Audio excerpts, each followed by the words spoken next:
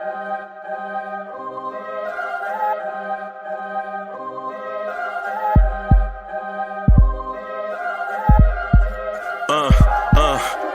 rank where the view is nothing less than phenomenal. For how I express and project from my abdominal. The only view better, both my daddy and my mama know. No living parents, my sons give me balance. My wife is my serenity, this mic is my identity. The world is foul enough, that's why I write without obscenities. Provoking danger with broken language and spoken anguish. Begging to get hurt, why would you ask to go through changes? Yes, Lord, life's a chessboard, master the angles. Control the tempo, be the one who holds the info. Acknowledge is just as deadly as machete swings. When spoken, the truth is as potent as that Medellin. While others swear the style is free, I just let it ring. Our time is undervalued, soldiers make us better kings. My fans on my shoulder, reaching after better things. Today I take the shot, for them I'd rather set the screen. My mama told me follow my dreams. My daddy told me get it by any means. Stand tall, make him bow to a king. But I've evolved, you can see the resolve. Look in my eyes when you speaking to God. Life and for those who we caught up in using what I was taught with the muse. I guess they call it proving I'm more than an artist. Penciling out my darkest while stenciling out a harvest. And storing what gets me from A to B, just like garages. Instrumental with collages. Envision what I've been drawn. Broadway to give you rhythm like the great Lena Horne. So bent on, found comfort in the storm. Find peace and on when you see them others perform. Organized chaos, I'll cast it like hey ya. Yo, party people in the place to be. What's good? It's your man, Uncle Freezy. And welcome to the Knicks Morning Drive. What's good? Let's get this thing started off right. Blue tears, orange tears, Blorange tears. Let's go. Let's go. Let's go. Let's get it. Let's get it. Let's go. Let's go. Let's go.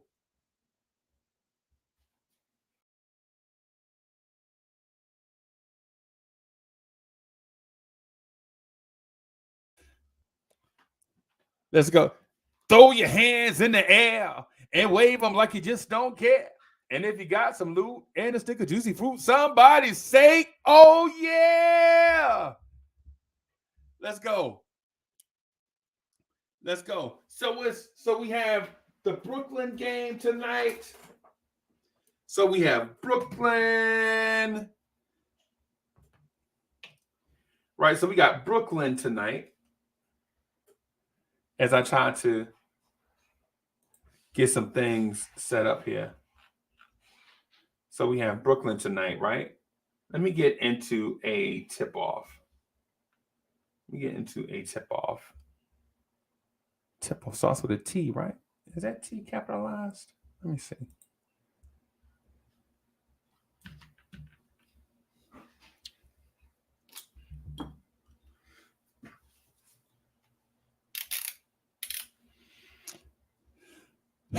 So the Knicks play the Brooklyn Nets tonight with Kyrie Irving and Kevin Durant. So it's Kyrie's first game against the Knicks in the Garden since he was a Celtic.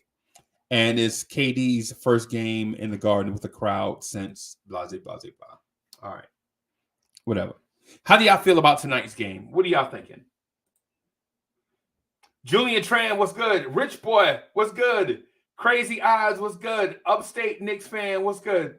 Chef NYK is in the building. Karen Fung, salute. What's good with y'all? It's good to see y'all, man. Good to see y'all.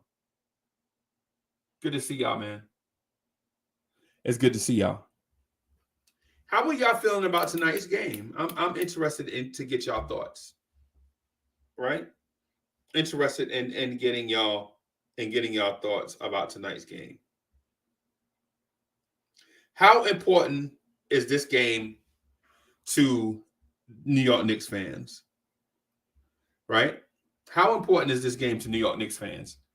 How important is this game to Brooklyn? How important is this game to Brooklyn? Right? If you're a Brooklyn fan, is this game really that important to you? Let me see. Yeah, I'm just going to take a couple of things real quick. Always busy, man. Always doing something.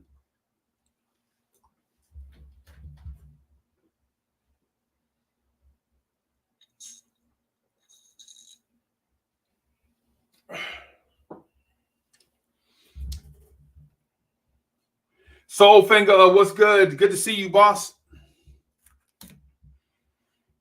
Good to see you. Dripmore is in the building. It was good. It was good. How important is this game to the Knicks tonight? How important is this game to Brooklyn tonight? Right. So there are a few things going on. Let me check something really quick. All right. Wednesday, April 6th. Nets at Knicks. Rich boy, is this a RJ Barrett statement game? Is this a Obi Toppin statement game? Is this an Emmanuel Quickly statement game? Is this a Flatbush Dre's in the building? Hey, listen, is this a Nets statement game?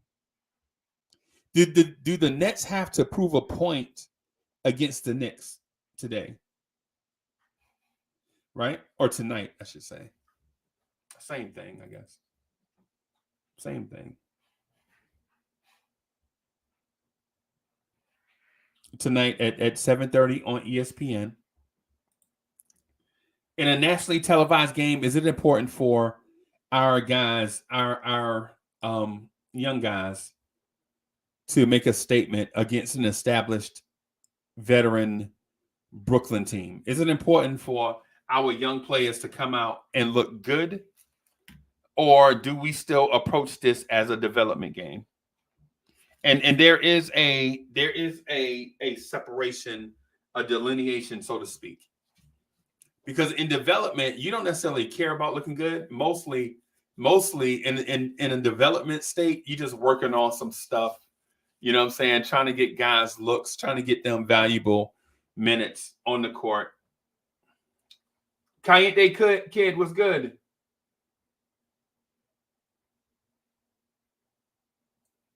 So Caliente Kid says, I know we're better off if we lose the game, but I really want to beat the Nets bad, so I'm going with the win. The win out, finish the season on a high. Right. I feel you. I feel you there. I feel you. Right. I feel you there. All right. And so Rich Boy says, I think it'd be great if we play good tonight, be competitive, and possibly win the game. Karen Fung says Obi versus Durant. I feel you there. I'm not confident in that matchup though. Right? But here's the thing. Here's the thing. What do the Knicks really gain by winning this game? Right? What I don't want to do is my fear is being embarrassed. What I would like not to have happen is Kyrie go for 30 and KD go for 40, or vice versa. Right?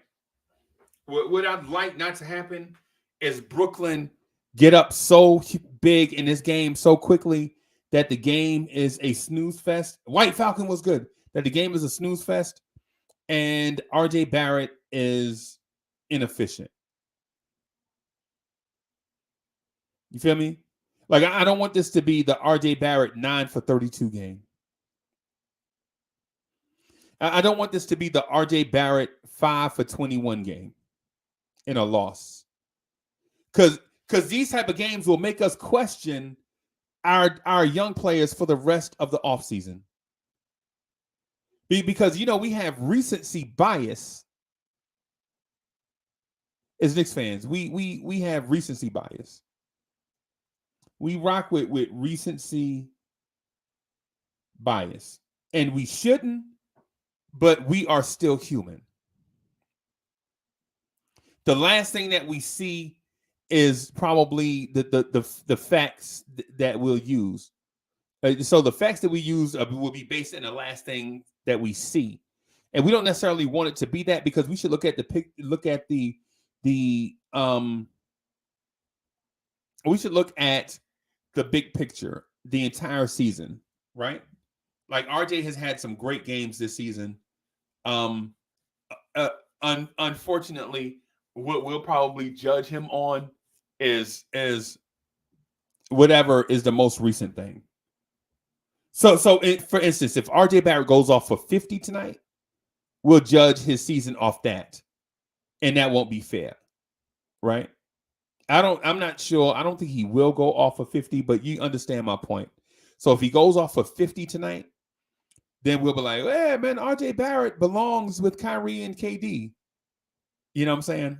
And at the same time, if he goes off for 15 on 4 of 23 shooting, we'll be like, yeah, RJ Barrett is inefficient. Right? Yeah. And I don't know if we necessarily want to do that either. I don't know if we necessarily want to do that either. So if you're asking me for my opinion, right? What do you expect from this game tonight against Brooklyn? I'm just gonna be honest with you. I want the kids to go out and be competitive and let the chips fall where they may. Would I be excited if this is Obi Toppin's breakout game? Yes. Yes. If this is Obi's breakout game, yes, I will be excited. Right? If this is Quentin Grimes' breakout game, yes. Yes, I would be excited. Okay? Mr. Vince is in the building. Hump day. Hey, we got to get Mr. Vince on, man, the show, man. I like Mr. Vince in the video chat, man. We got to figure out a way. Maybe like a weekend show or something, man, so we can get Mr. Vince in the building. Will Salkin says, there's every reason to start IQ over Burks tonight. Exactly. Let's get down to the nitty-gritty then. Let's get to it. So y'all want to get straight to it? Let's get straight to it. Yo, in my opinion,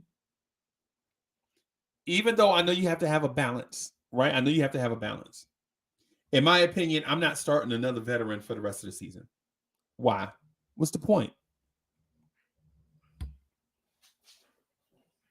What's the point? I'm not starting a veteran for the rest of the season. What's the point? The Knicks are 35-44, right? They've played 79 games. 79 games. The Knicks are 9 games under 500, eliminated from the playoffs. Right? Eliminated from the playoffs. What's the point in starting veterans right now? Somebody give me an argument for playing the veterans. Why? I mean, not playing. I'm sorry, not playing, but starting the veterans. Somebody give me an argument for starting the veterans.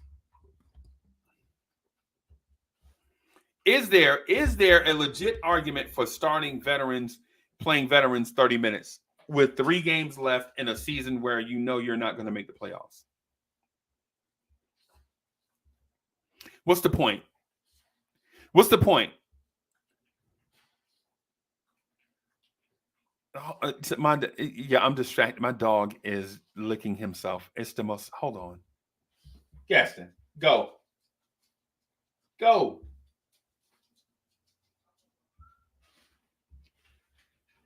That was strange. All he needed was he was here by himself, just licking himself. All he needed was a slow jam.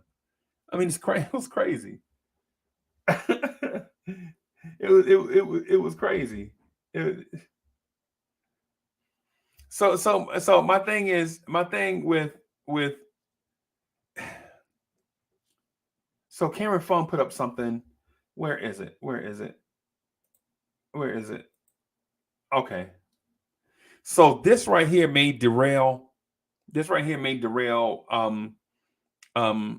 what it is that we're looking at doing here, because So if we're shorthanded and all you have is veterans, then that means you still have to play the vets.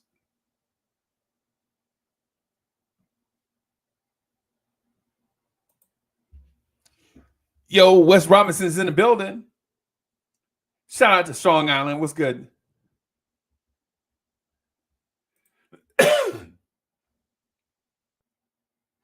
What's good? Ray Valencia, what's good? The only thing I want is for the kids to play well and 3 fat L's. The Spurs, Wizards, and Pelicans are all playing well. Road to 9th. Yeah, I feel you. I feel you. I feel you. I feel you on that, right? I understand where you're coming from. If we don't get 3 fat L's, if the young guys play well and we win, I'm okay with that, right? I'm okay with that. I'm okay if we play well, the kids. I'm okay with a dream scenario. If we get a win and it's in Obi, Quick, and RJ, or 2 of the 3 have 30-point games together, and we play well, I'm okay with it. And we win, I'm okay with it.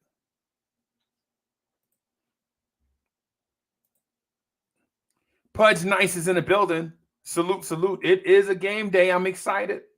Let's get it. Let's get it. I'm excited about that. I'm excited, man. I ain't gonna lie to you. I ain't even gonna hold you. I'm excited about a game day. We only have 3 left. We have 3 left. 1 this week and 2 this weekend. I'm excited about the game day. I'm not gonna lie to you, because at last game Sunday, it'll be our last game, and then from then on we'll be watching other teams. And even though I'm used to this, I'm not used to it. I'm used to it, but I'm not. Vaughn Allen is in the building. What's good? Oh, you hadn't heard my thoughts on Obi's development lately. You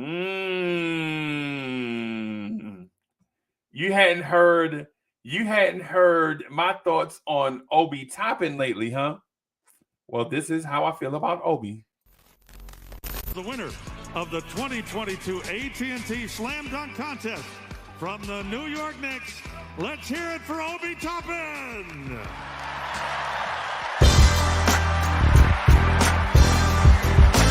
I figure I spread some love and some joy amongst us, you know what I'm saying? Represent for my young fella. Yeah, I'm Obi. When I put this on your head, I'm Obi. When I smash this on your head, I'm Obi. When I bang this on your head, I'm Obi. You know my name when I'm topping on your head. Last year they jerked us from the dunk test. This year I'm back, you know I'm Movex. I hold it down my own, represent the city. All my Mars underground cats stay gritty. 5 times we winners on the showcase. Never mind the Reggies, let them all hate. From New York to Cleveland, All-Star Weekend. If I don't win that trophy, I ain't leaving. I'm 6'9", incredible with the vertical. Medical prints on the rim means I'm surgical. Posterize you with a flick cause you playing gutter. Same house like my dad when he played at the Rucker. How you wanted the alley-oop from out the roof. If I was Blake, I would've jumped over a new coupe. My shoe game by the greatest, so I stay sporting. Some OB hot toppings, so I went Jordan. That windmill from the wing, it'll make the garden buzz. Then take off with 1 bounce where Fat Joe was. The next morning, everybody saying it's my night. The great Warner Wolf be talking on my highlights. That one jersey be swerving through the back cuts. And I ain't drunk when I tell Quick to throw it up. Get out my way, you ain't seen that no look pass. The next dunk might down dunk and break your glass. Obi. When I put this on your head, I'm Obi. When I smash this on your head, I'm Obi. When I bang this on your head, I'm Obi. You know my name when I'm topping on your head, I'm Obi. When I put this on your head, I'm Obi. When I smash this on your head, I'm Obi. When I bang this on your head, I'm Obi. You know my name when I'm topping on your head. Last year they jerked us from the dunk test. This year I'm back, you know I'm Movex. vex. I hold it down my own, represent the city. All my Mars underground chat stay gritty. 5 times we winners on the showcase. Never mind the Reggies, let them all hate. From New York to Cleveland, All-Star Weekend. If I don't win that trophy, I ain't leaving. Y'all know what time it is. It's your boy J Boogie. I don't play no games with this. I support our team to the fullest, you know what I'm saying? But I only got one thing to say. Play the young kids, that's it. Y'all know where our future is at. The future is with them. Not in the past, not in the present, the future. Let's go. Let's go. When I bang this on your head, I'm Obi. You know my name when I'm topping on your head. I'm Obi.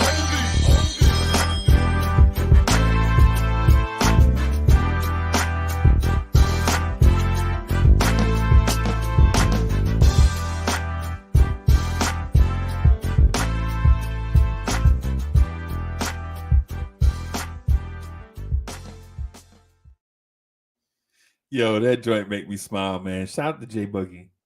Shout out to J Boogie, man. I that J Boogie is my man's. That's my man's right there. J Boogie. Shout out to J Boogie. Right. And so for those that haven't heard my take on Obi recently, it's as simple as I loved Obi in the beginning. I was very frustrated with him. And lately, and I'm back and forth like a cameo song. Hopefully it's no longer so, but I was back and forth on Obi like a cameo song. I was back and forth on Obi like an Aaliyah song, right? Hopefully we are at a place where Obi produces, man. And I don't get back to that weird place that I was at with Obi. I like Obi. I love Obi. When we drafted Obi, originally, I used to say that they were going to retire the number 1 because of Obi, right? I said that in the beginning. And then as recently as, say, a month ago, I was saying that Obi Toppin was only a dunk contest participant. And now I'm at a place where I think I'm back in a loving place with Obi. So for those keeping score, like, yo, Uncle Freezy, why you going back and forth on Obi? He a young player and blah, blah, blah. Man, listen, I know. I'm not saying that I'm perfect, right? Right. I'm a fan of the Knicks, and I'm a fan of Obi. And so I'm not like a fair weather fan or any of that stuff. All I'm saying is yo, salute. Hey, Thomas Shepard, what's good? What's good? Anthony 212 is in the building. What's good? What I'm saying is, see, I never wavered on RJ. I criticize RJ, but I never wavered. My love for RJ is there, right? But I did do that on Obi. That's where I'm at on Obi Toppin. And I'm hoping that tonight is Obi Toppin's breakout game. I want to see tonight and against Brooklyn and throughout the rest of the season, the remainder of the season, I want to see the young guys, some young guy take a step. Like some young guy take a step, right? Right?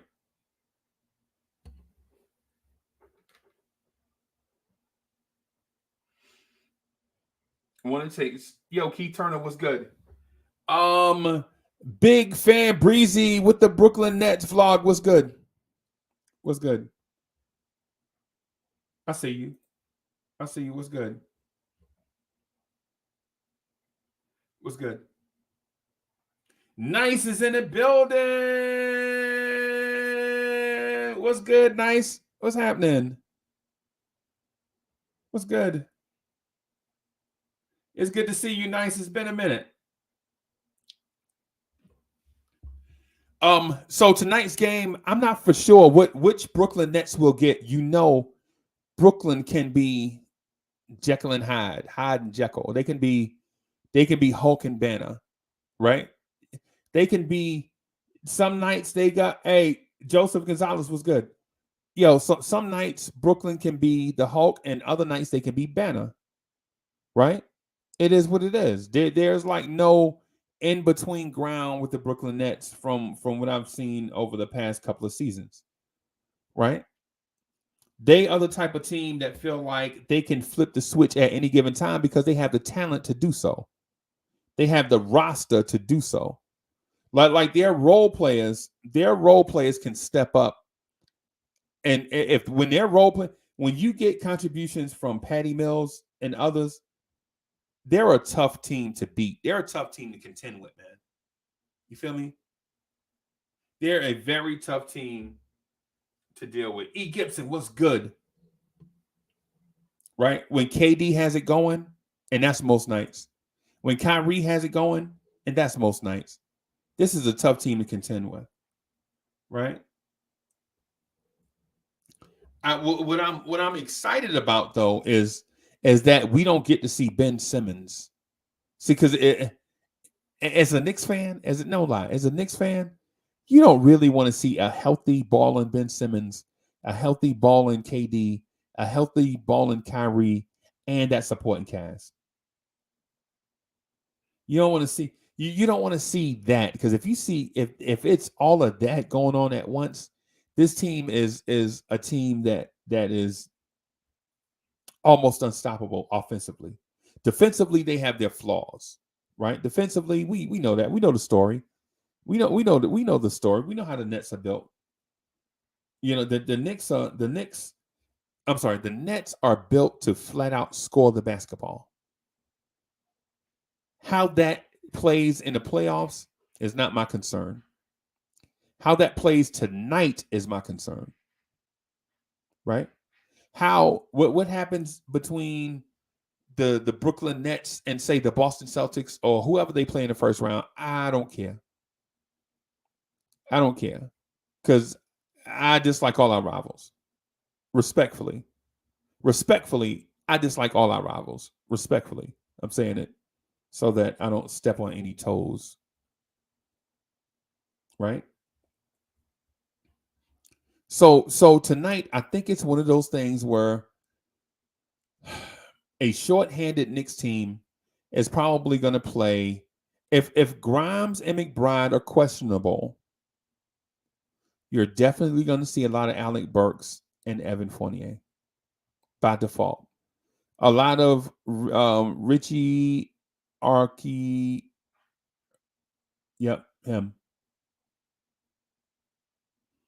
My preference would be to see a lot of Quickly and RJ. That would be my preference. A lot of RJ, a lot of Quickly, a lot of Obi, a lot of Mitch, a lot of Sims, and whatever it is that we can get out of McBride and Grimes. So he's questionable.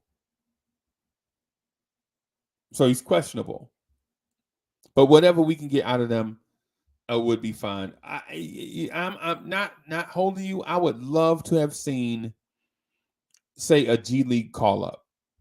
I would love to have seen that. Right? Them guys that play in the G League, I don't know who, but clearly we need wing players. So Vaughn Allen is screaming, Archie Diacono. I got you. Archie Diacono. Right? I got you. And his brother is at Villanova too.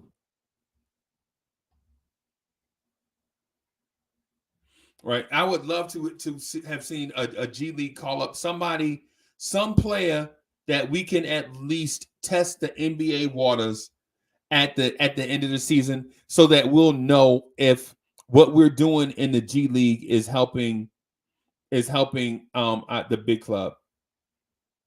Right? So Anthony 212 says Hunt getting minutes tonight. I hope so. Right? Hunt is a 27-year-old undersized big with a motor. We'll see what we can. I'm not saying that as a bad thing, because Montrezl Harrell is a undersized big with a motor, and he sticks in the league. right? And so Real King says he don't want to see Burks or Fournier anymore. I get it, but I think it might be. I think it might be a situation where it's a. If we don't have anybody else, we have no other choice but to play them. I think that's where we are. I'm gonna look at the Knicks roster real quick. Let me look at the roster. Pull this roster up real quick.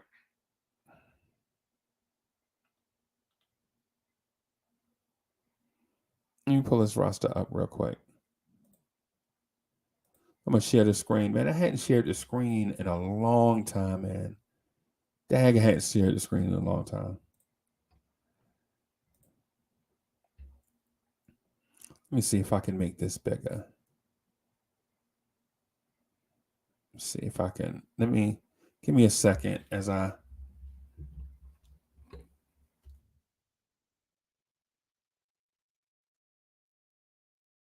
All right. All right. So we have Ryan Arcidiacono.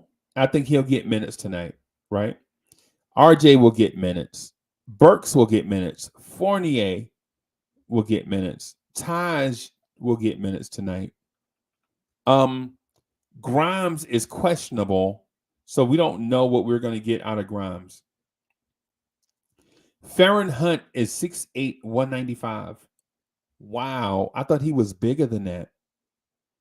I thought he was about 220 something. He's slight at 195. We don't know what Miles McBride is going to give us tonight because he's questionable. Nerlens Noel, they just stopped giving injury updates. We don't know what's going on with Nerlens Noel. Quickly will play. We think we think Julius Randle is out. We know Reddish is out. We think Mitch is going to play. We think D Rose is out.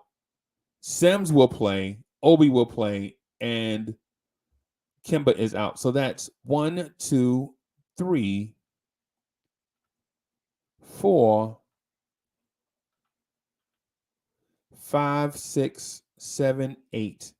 So that's 8 players we know for sure will play, right? And with others being questionable, we don't know what type of rotation Tibbs is going to run tonight. Just don't know. Just don't know yet.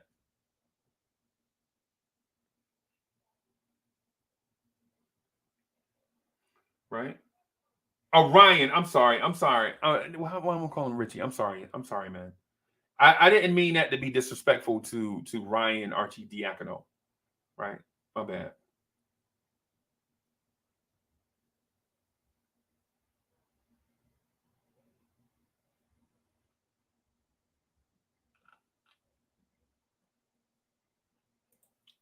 So Real King says Noel stealing money.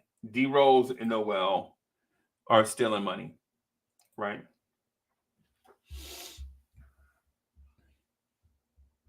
So how comfortable do y'all feel with Tom Thibodeau manning the controls these last 3 games? Maybe doing the right thing, maybe playing the kids more than the vets. How comfortable do y'all feel with that? Is it a situation where you feel comfortable with Tibbs playing the kids?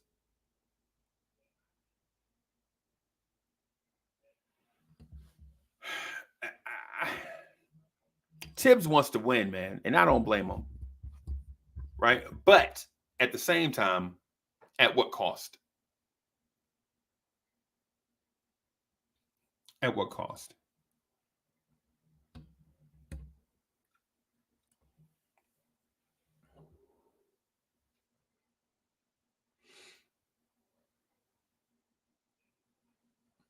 So Nice says Grimes and McBride are questionable. Yeah, we know. That's what I'm saying. That's why I didn't count them. I only counted 8 players that I think are going to play. I think I counted. Let me look back at it. So I know RJ is going to play. RJ, Burks, Fournier, Taj are going to play. That's 4, right? Quickly, that's 5. Mitch, Jericho, Obi, that's 10. I mean, I'm sorry. 5 plus 3 is 8. What am I doing? Right? Right? I'm excited either way. I'm excited to see the Obi RJ quickly trio. RJ Obi quickly. I'm excited to see what Mitch can do against Brooklyn in this up and down pace. Right? I'm excited to see what Jericho Sims can do. Right? I'm excited about that. What I'm not excited about is a Burks Fournier backcourt. I'm not excited about that.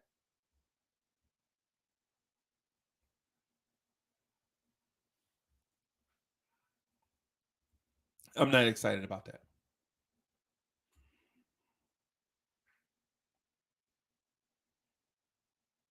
Jay Boogie's in the building. What's good?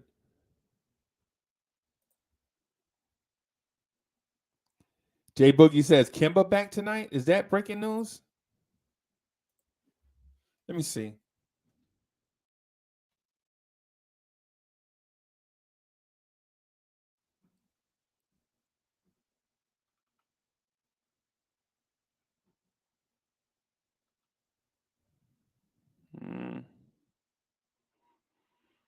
I don't know. Oh no. And you know what? I think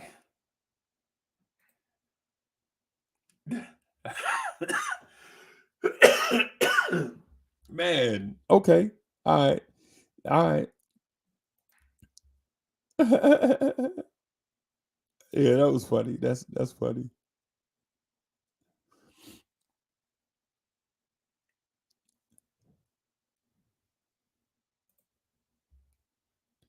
And so Knight says Tibbs should have done that since January once he heard that D Rose was out.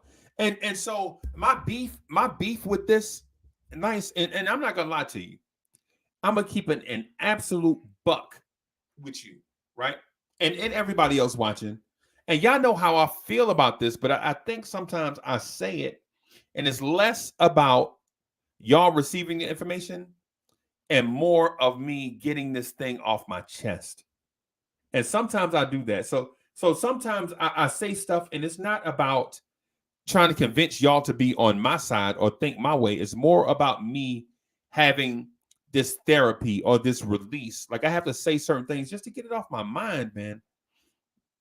Like why, when the Knicks knew Kemba Walker couldn't play in back-to-back games and knew Derrick Rose's knee was clicky, why didn't they go out and get a Rajon Rondo or a veteran point guard to keep things afloat so this season wouldn't go off the rails? Right? You didn't have to go get, and I mentioned Rajon Rondo's name, but now you didn't have to go get that player per se, but a guy in general. You knew Rose was going to be out for the season. Right? You knew Rose was going to be out for the season.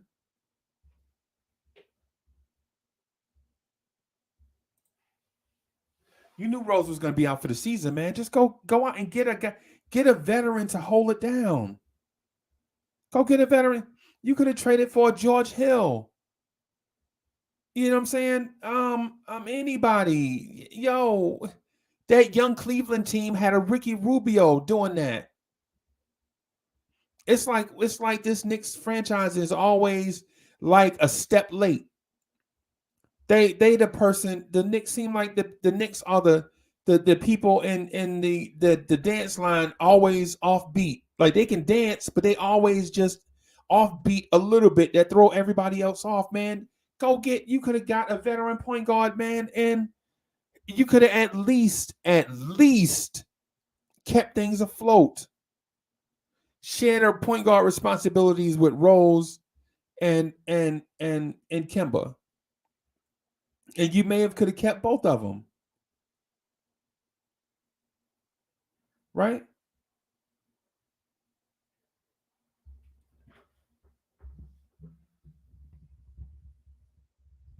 That's my frustration. I'm not trying to bombard y'all. I'm not trying to bombard y'all with my takes and narratives. I'm saying this thing as a Knicks fan. I'm a Knicks fan just like y'all. So I'm saying this thing just to get this thing off my chest. It bothered me. So I say it to y'all, hoping for two things. Hey, Rayology, salute, man. Salute, my brother. What's good? I say this stuff, not saying that I want to appear right. Right? I don't want to appear right. Well, listen, if we're right, we're right. But what I'm saying is this thing is therapy to a lot of us. It's the reason why we commune on the Knicks Morning Drive every day. Every day, somewhere between 80 and 220 people are going to come in here and kick it. Every day. Every day between 80 and 220 people are going to come, for the most part, are going to come in here and kick it. Right? And so we come in here and the purpose is to come in here and get that therapy that we need from this situation that's given us post-traumatic stress disorder from losing in a myriad of different ways. Right? In a myriad of ways. Right? And it's the reason why we have the post-traumatic stress disorder. It's the reason why we bash players so hard, and the reason why we get so hard on the coach, and the reason why we go at each other's throats as Knicks fans is because if the team was winning, we wouldn't need therapy. But the team loses often and in every way imaginable. It's like that scenario where if something can go wrong, it will go wrong. And also at the same time, we have to say, how is this thing going to crumble this time? How is it going to crumble this time? Boulevard 73, what's good? JJ, what's good? JJ says you're going to do draft heavy shows soon, right? I think we will, right? But the formatting of them is what I'm working on, right?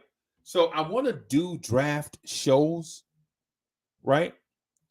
But I don't want to necessarily have them be strictly on the KMD, right? So and the reason why I say that is because I want to change the format of the draft shows. Like I like doing the mock draft scenarios where we talk through every situation. Why you draft this player here? What's the roster look like? What's the thing in free agency looking like? And blah, blah, blah. And at the same time, I like to do the prospect show, which is different from the draft show, right? So I want to break down the prospects, right? I want to break down the individual prospects to see,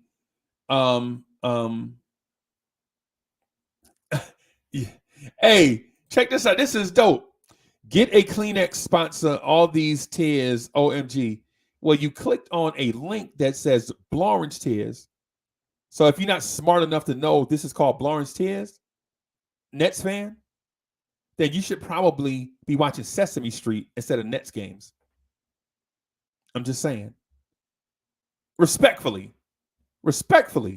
I love Nets fans. I love you. I love Nets fans, bro. I love Nets fans, bro. I love Nets fans. I love poking at them. I love ribbing them. See how I ribbed big fan Breezy just now? I ribbed them just now, and it seemed like I was dissing, but I ain't dissing. I'm ribbing, right? I got you. I got you, bro. It's love, bro. I'm joking. It's love. Don't come and try to slap me because I told a joke.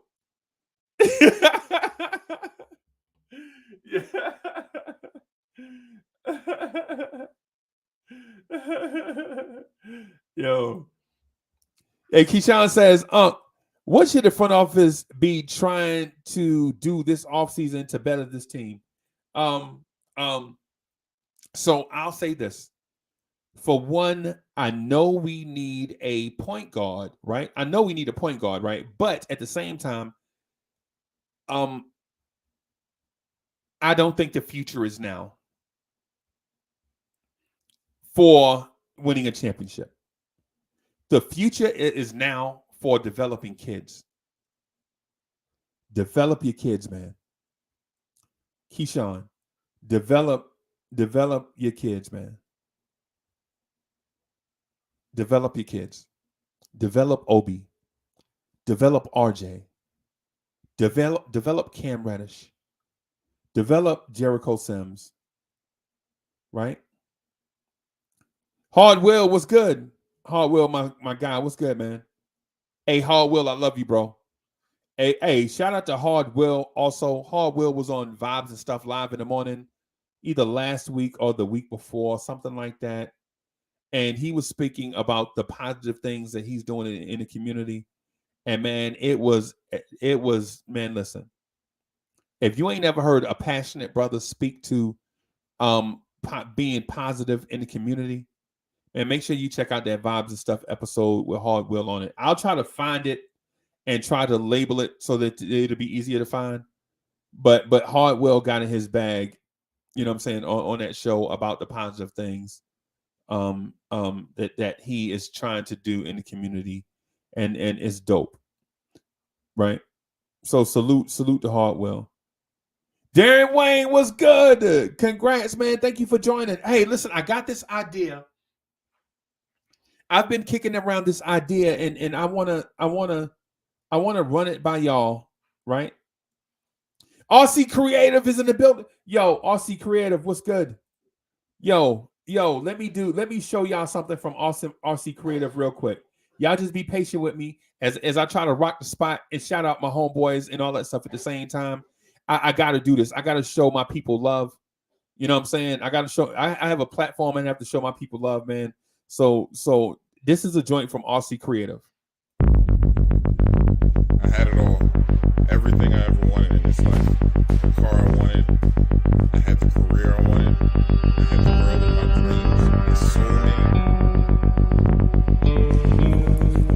dreams. And And now it has all been taken away from me. And I cannot remember what happened to my life. I don't even remember who I am.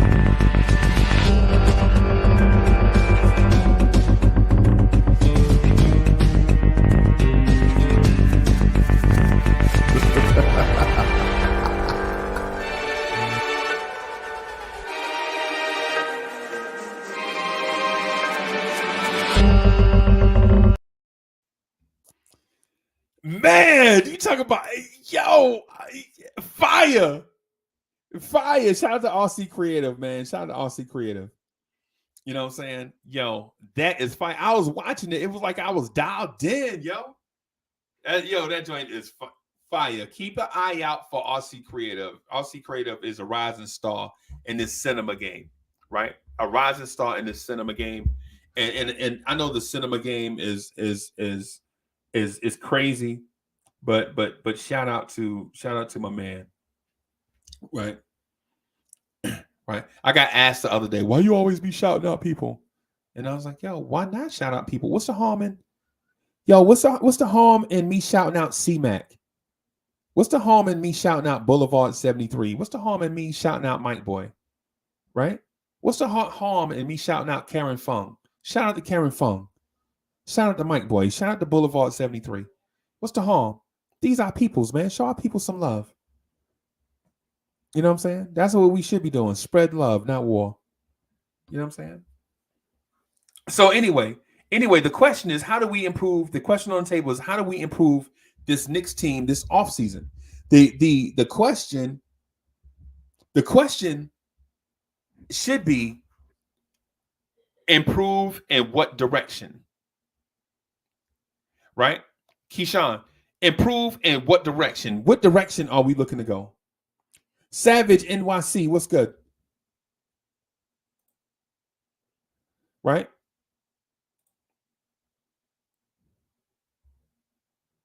Right? Improve in what direction? What direction are we looking to go? Right? What direction are we looking to go? So if you're asking me, how do we improve? I say the first thing we should do this offseason is make these young kids the priority. Right? Shout out to Anthony D. What's good? AD, what's good? You know what? Sometimes I can become a chatterbox and I forget certain things. Like producing the show, man. Sometimes you gotta, when you're doing stuff live, you gotta remember certain things. And sometimes I forget because I get distracted. So the thing is improve how? Like which area are you talking about improving? So I am saying make the kids the priority, right? Make the kids the priority. And what that means is pick a direction and go. The direction I'm saying to go in is develop the kids.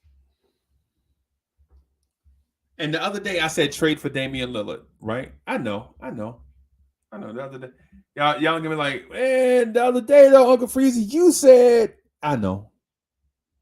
And in a way, I'm still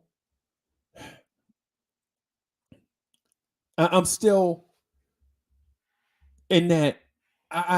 You watch a game, you see we have a lack of point guard play. You see all this talent on the roster that can't develop because we don't have a point guard. So in the moment, I said, why not just trade for one of the best point guards to ever do it to help develop your kids? Why not go trade for a Dame so you can develop Obi Toppin, Cam Reddish, RJ Barrett? Why not? And so what I was getting at is not making him the savior of the franchise, but bring in that guy. And this is me talking to my thoughts at the time, right? My thoughts at the time. Bring in the guy that can do the heavy lifting so the kids won't have to do all the heavy lifting because they're not ready. They're not ready to do the heavy lifting. Emmanuel Quickly is not ready to be an all-star point guard in New York City. And that's what it's going to take right now, in order for the Knicks to be a consistent playoff threat is an all-star point guard. And here's why. And I know y'all gonna, before you bash the point, listen. Hear me out. The Nets. Lord have mercy. I got the Nets on my mind. The Knicks got to win tonight so I can get the Nets off my mind. But listen, the Knicks are in a situation where they're in the toughest division in the NBA. Yes, the toughest division, right? They have a up-and-coming Toronto Raptors team, a up-and-coming Boston Celtics team, a Philadelphia 76ers team, a Brooklyn Nets team, and the Knicks are at the bottom. Do you want to, Karen Fung, do you want the Knicks to stay at the bottom? I'm asking Karen Fung specifically. Do you want the Knicks to stay at the bottom of the division for the next 2 to 3 years while these kids develop? Ray Algie says, I disagree with you when you said, but I got to admit, fault. You're right. I'm starting to get on that trade. A trade for Dame at the point guard position accelerates everybody's growth. I'm with it.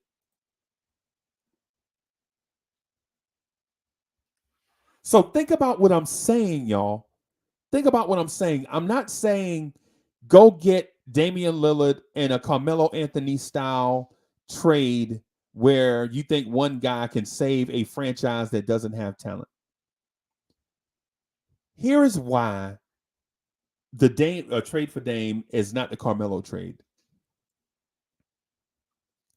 At the time the Knicks were trading for Carmelo Anthony, they had young players that wasn't going to be nothing, that were playing above their head in an offensive system under D'Antoni that was new to the NBA. Okay. The kids were playing outside of their mind. Remember, Ray Felton, an average point guard at best at the time, an average NBA point guard. Don't knock on Ray. Ray, you got to come on the show, bro. Ray Felton, you got to come on the show. You got to come on the show, Ray. The Knicks core, that those pieces that the Knicks traded away were not really pieces, right? Wilson Chandler, Gallinari, all the pieces that they traded, they were not as good as this young core. This young core that we have right now is valuable. Okay? This young core that you have today is valuable. When you look at RJ Barrett, you can see a scenario where he becomes a multiple-time All-Star. When you look at Obi Toppin, you look at Obi Toppin as a guy that can become a multiple-time All-Star if given minutes. When you look at Emmanuel Quickley, you look at a guy that someday can become your Chauncey Billups because he has the Chauncey Billups mentality. And for those that are older, around my age and in that age range or older, you understand that the struggles that Quickley went through at the end of last season and this season are the same struggles that Chauncey Billups went through as a Celtic. People don't remember the early Chauncey Billups years. All they remember is the later years with Chauncey Billups. You don't remember Chauncey Billups. Is Chauncey Billups a point guard? Y'all don't remember that conversation, right? Or conveniently, or not y'all. I'm not blaming y'all. I'm just saying in general. In general. I'm just saying in general. There were conversations to is if Chauncey Billups is a point guard. And what happened is a team got Chauncey Billups and was patient and let him develop, and he became one of the greatest point guards to ever play. Right? He became one of the greatest point guards to ever play. Let me bring in my guy. The winner of the 2022 AT&T Slam Dunk Contest from the New York Knicks, let's hear it for Obi Toppin.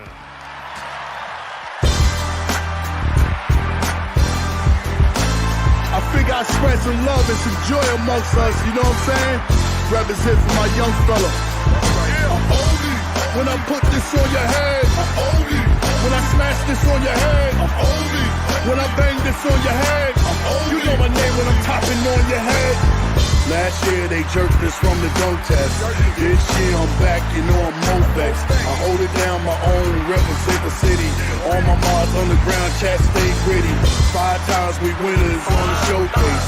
Never mind the Reggies, let them all hate. From New York to Cleveland, All-Star Weekend. If I don't win that trophy, I ain't leaving. I'm 6'9", incredible with the vertical. Medical prints on the rim means I'm surgical. Posterize you with a flick cause you playing gutter. Same house like my dad when he played at the Rucker. How you wanted the alley-oop from out the roof. If I was Blake, I would've jumped over a new coupe. My shoe game by the greatest, so I stay sporting. Some OB hot toppings, so I went Jordan. That windmill from the wing, it'll make the garden buzz. Then take off with one bounce where Fat Joe was. The next morning, everybody saying it's my night. The great Warner will be talking on my highlights. That one jersey be swerving through the back cuts. And I ain't drunk when I tell Quick to throw it up. Get out my way, you ain't seen that no look pass. The next dunk, Mike Darrell Dork and break your glass. Obi. When I put this on your head, I'm Obi. When I smash this on your head, I'm Obi. When I bang this on your head, I'm Obi. You know my name when I'm topping on your head, I'm Obi. When I put this on your head, I'm Obi. When I smash this on your head, I'm Obi. When I bang this on your head, I'm Obi. You know my name when I'm topping on your head. Last year they jerked us from the dunk test. This year I'm back, you know I'm Mofex. I hold it down my own, represent the city. All my Mars underground chat stay gritty. 5 times we winners on the showcase. Never mind the Reggies, let them all hate. From New York to Cleveland, All-Star Weekend. If I don't win that trophy, I ain't leaving. Y'all know what time it is. It's your boy J Boogie. I don't play no games with this. I support our team to the fullest, you know what I'm saying? But I only got one thing to say. Play the young kids, that's it. Y'all know where our future is at. The future is with them. Not in the past, not in the present, the future. Let's go. Let's go. When I bang this on your head, I'm Obi. You know my name when I'm topping on your head. I'm Obi.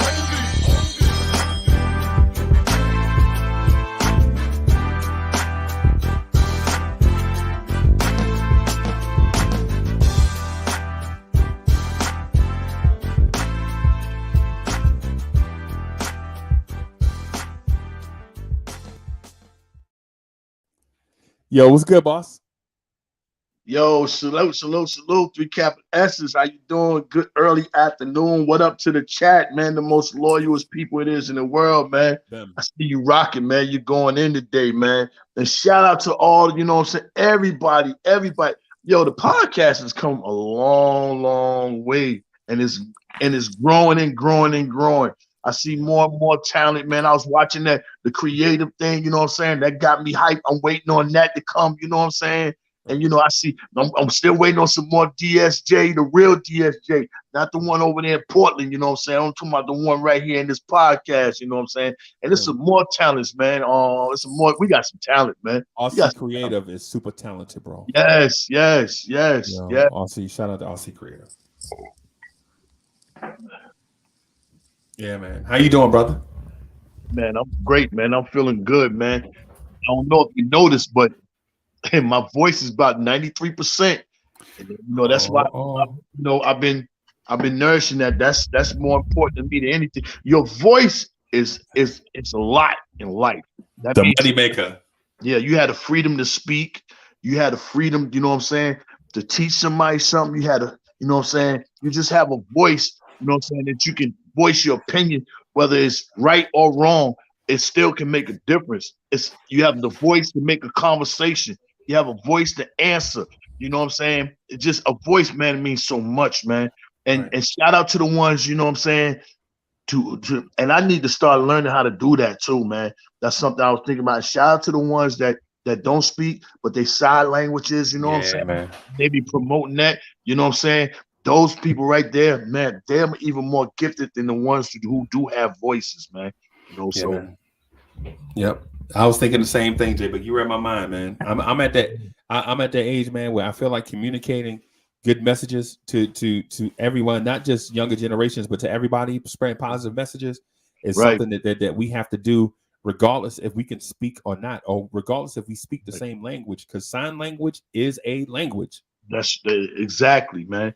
Exactly. I feel so good when I can share something with somebody, something that I know and they're dealing with. You know what I'm saying? That, you know, instead of holding it back. But I feel terrible if it's something that I can tell somebody that can help them in the right direction and I don't share it with them. Come on, man. That's holding knowledge, man. That's holding knowledge, man. Word, man. The biggest sin a man can make is to know something positive and life-changing and take it to his grave without sharing it. Man, say that again. That's the biggest sin. Yeah, man. Yeah, man. Yeah, man. Taking untapped knowledge to the grave without sharing it is a huge sin. Huge. Yeah, man. Yeah, man. So what's going on, man? How you feeling about this Brooklyn Nets? Yo, I'm on one. I need this game. I want this game. I don't care about what happened all season. I want this game, man. They're calling this the 75th anniversary. This the 75th anniversary game right here for all the great 75 players. This game is big, man. You know what I'm saying? And really, you know, you could tell when they love the Knicks, man, throughout the internet services and everything. Right. Even though we having the bad season, because for real, once we got eliminated, you know, the NBA can start, you know, taking games off the air, you know what I'm saying, that really is meaningless, and start putting games on the air that really means something. They still got us there, you know what I'm saying? Like, you know what I'm saying? They see us putting in that work. We still playing hard every game, even though Some people want to tank. We not tanking. We still playing our players. We might get blessed, like G.I. say. You know what I'm saying? Ghetto Intellect said. You might get we might get a blessing, you know what I'm saying, for continuing on playing hard. Like what was that? Memphis that moved all the way up like that? Right. Yeah, they got Ja. Yeah. It's a possibility, man. Things can happen, man. You know what I'm saying? It can happen. You know what I'm saying? Just believe and have the faith, man. That's a fact. I want this done tonight, man. I don't care nothing about them guys over there. You know, all them. I seen the net trollers all in there. Yo, dude, y'all just barely y'all the last place team right now. If we was in the old ways of 8 teams, man. Y'all, you know what I'm saying? Y'all trying to celebrate all that. That thing over there in New Jersey still is some trash. Last year they want to blame it on his toe.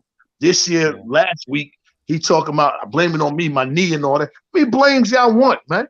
Y'all had everything going on, man. Excuses. Yeah, all these excuses, man. I know the true meaning. You really wish you was over here in that orange and blue, but you let that little guy lead you in the wrong direction. You know. Right. Yeah, man. Hey, Mr. Rivera, what's good? What's good, y'all? How y'all doing? What's good, B? What's up, B? I'm chilling. Yeah, man. I wanted to address what Hinton Murphy said. Shout out to Hinton. He's sharing the same name as myself. What's good? Mm-hmm. You know what I'm saying? So Hinton says, Freezy, you're missing the key. Melo was 27. Dame is going to be 32 with the injury that shut him down for a season. Melo was never injured. And so if I could just speak to that just briefly, right? So what we're doing now is not what we're doing now is not what we were doing then, right? So back then, here go my guy. Hold on, let me bring my guy in real quick. I don't want my guy to wait. Hold on. Where is it?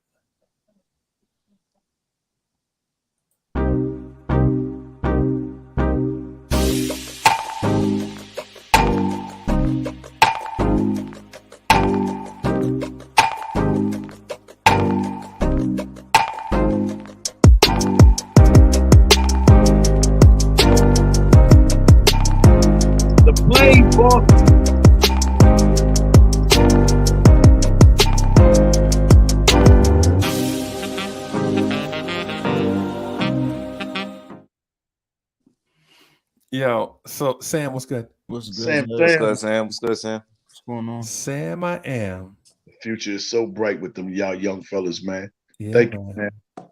Man, college graduate, future different spanker in society. What's good? I'm just trying to be great. That's about it. Yeah, man. And keep on trying, young fella.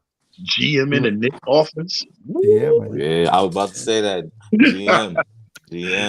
Yeah, let me just be president of Saab. Let me get that. Let me get that position straight. Let me bring. All right, hold on. Let me bring my guy Nice in. Nice, what's good? How you doing? Nice. What's good, yo? It's smooth as funky, also hip hop junkie. All we wanna do. Yo, what up? Yeah, man. Hey, so let me get this thing off real quick, and then I'll get out of the way, right? So Hint said, Freezy, you're missing the key. Melo was 27. Dame was going to be 32 with an injury that shut him down for the season. Melo was never injured. But Hint, I'm not saying like I'm not going to disagree with you for the sake of disagreeing, right? So I'm just going to say something different, right? Because sometimes I think we get the perception that we just disagree, and we don't. I just have a different way of looking at things, right? So in the Melo situation, you already had an established former All-Star in Amari Stoudemire. You had a coach that took a previous franchise to playoff success, and honestly is one Robert Horry hip check away from making the NBA Finals with Steve Nash, Amari, and all those guys, right? So here's the thing with trading for Dame now versus trading for Melo. So the Knicks decided to put together a young veteran core of Amari, Tyson Chandler, later on. Amari, Tyson Chandler, Melo, veteran point guards, and things of that sort, so they can try to win now, right? That was the mindset. Go get a young star, right? A young superstar, and win now, right?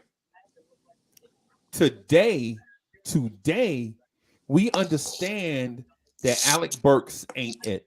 We understand that Evan Fournier ain't it. Nerlens Noel ain't it. Kemba Walker ain't it. Derrick Rose ain't it. Taj Gibson ain't it, right? I'm not saying that they're bad players, but the individual players that I named are not the guy that's going to take the Knicks to a championship. Evan Fournier is not likely to put the Knicks on his back and take them to an NBA championship, right? Kemba Walker likely is not the star that's going to put the Knicks franchise on his back and blah, blah, blah, right? We understand this. You can go down to Alec Burks. Taj Gibson is not likely to put the Knicks on his back like Melo did, right? So we understanding that, right? You go get a Dame who is not likely to take the Knicks to a championship, but you trade for a Dame, understanding that you can solve three things with one trade.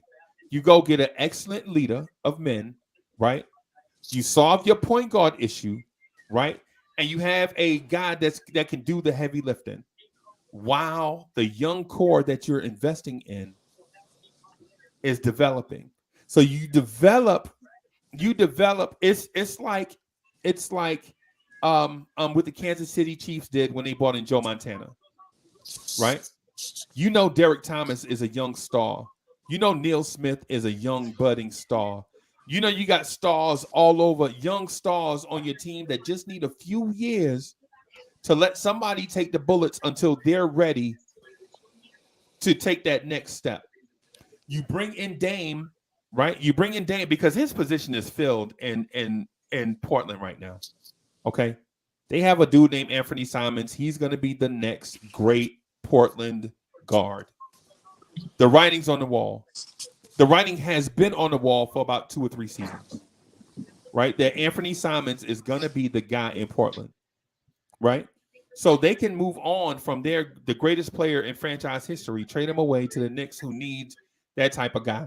And what you do, say with the 9 pick, you draft your Benedict Mathurin. That's who I like. You draft your Ben Mathurin, you add him to this young core, and you continue to build while letting Dame take the pressure off RJ Barrett and Obi Toppin. Right? You let Damian Lillard come in and do the heavy lifting, right? Do the heavy lifting so that Obi Toppin can develop with a point guard. So that RJ Barrett can develop with a point. When RJ Barrett's shot is off, you have a guy on the court immediately that can help him get better shots. Julius Randle can't do that at power forward. I'm sorry, I love Julius Randle. But at power forward, your power forward can't do that for your young wing player, right? You bring in Dame, he does the heavy lifting, you continue to draft. And then by the end of Damian Lillard's contract, in 3 years, so you'll get Dame for next year. Then you give him the 2 years, $100 million. Sure, he'll be making $50 million. But Knicks fans, before you complain about that $50 million, let me tell you where you're spending $50 million at right now. Nerlens Noel, Evan Fournier, Kemba Walker. So Nerlens Noel, Evan Fournier, Kemba Walker, Taj Gibson, Alec Burks. You spending $50 million on that. If you offered that to Portland straight up, do you think you could get Damian Lillard? No. But you're spending $50 million anyway. So why not spend it on a guy that's going to be your point guard, is going to be a leader, and can do the heavy lifting while your young core develops, while Miles McBride develops into Kyle Lowry, right? Or a Kyle Lowry type. I'm sorry. I don't want to put unreasonable expectations on Miles McBride. But while Miles McBride develops into a Kyle Lowry type, you have a guy that's doing the heavy lifting. While Quentin Grimes develops into a Josh Hart type player, while RJ Barrett develops into a Chris Middleton type player, while Obi Toppin develops into a Amari / Sean Marion type player, while Mitchell Robinson develops into a DeAndre Jordan. You have a guy doing the heavy lifting, and guys that are superstars usually have veterans in front of them to pave the way for them to come through unscathed. That's all I wanted to get to. That's what I wanted to get to, guys.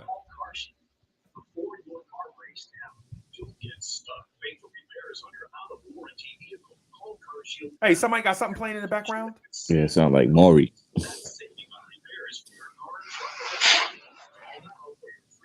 It sounds like somebody got Maury playing. Hey, nice. Is that you? It's not about if the car's gonna break down. It's when.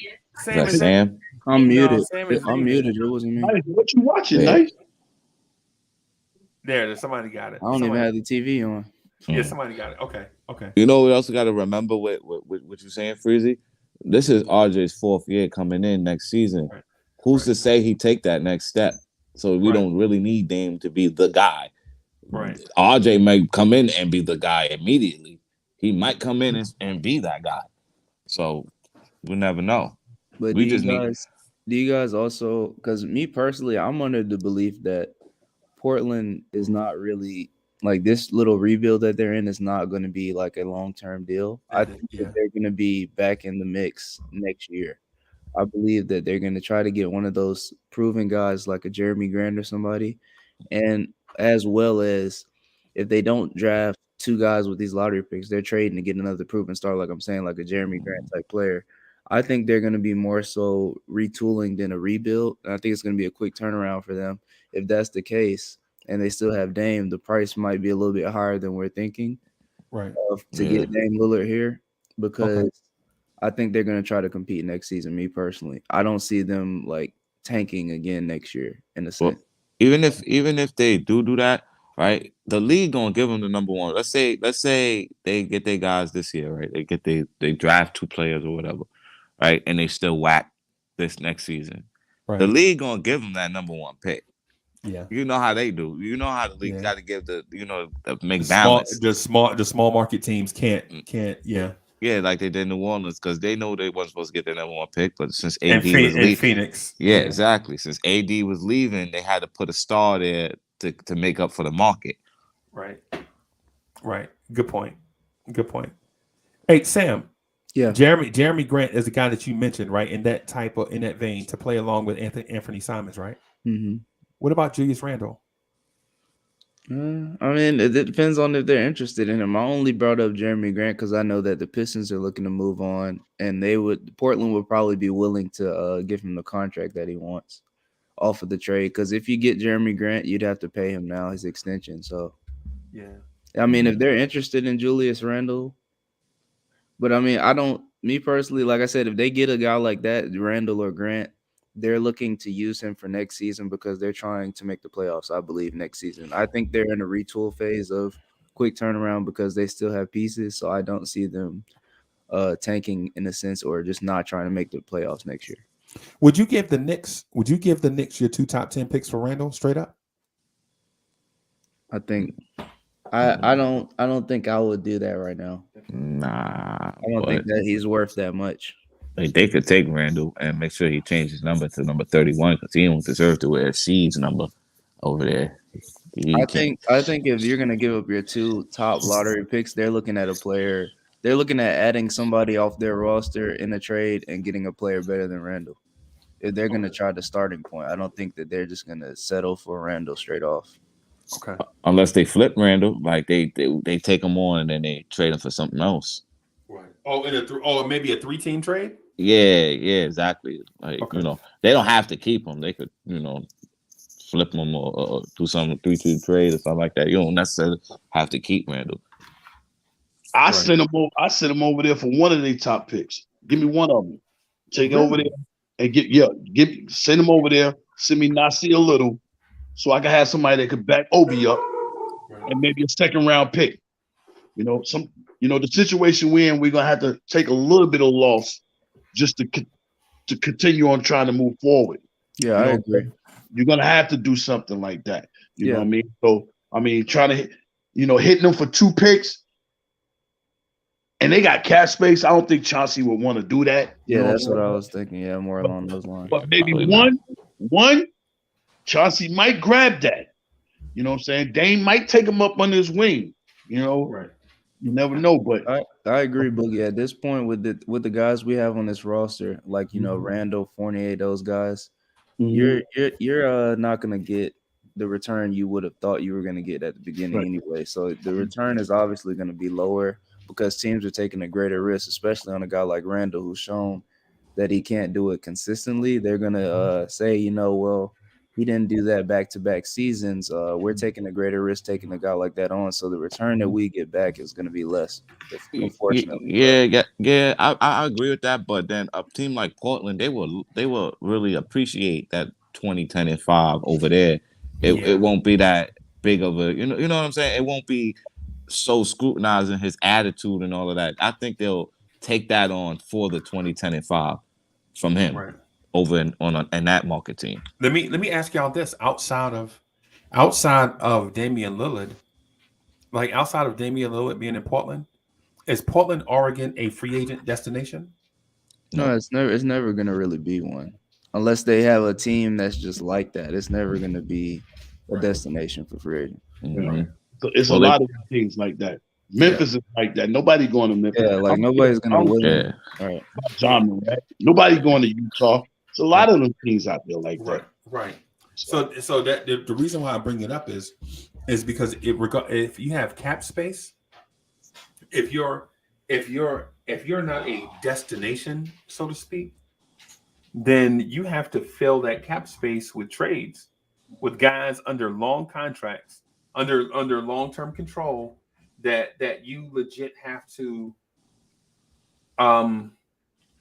trade for. Let me bring D'Angelo in real quick.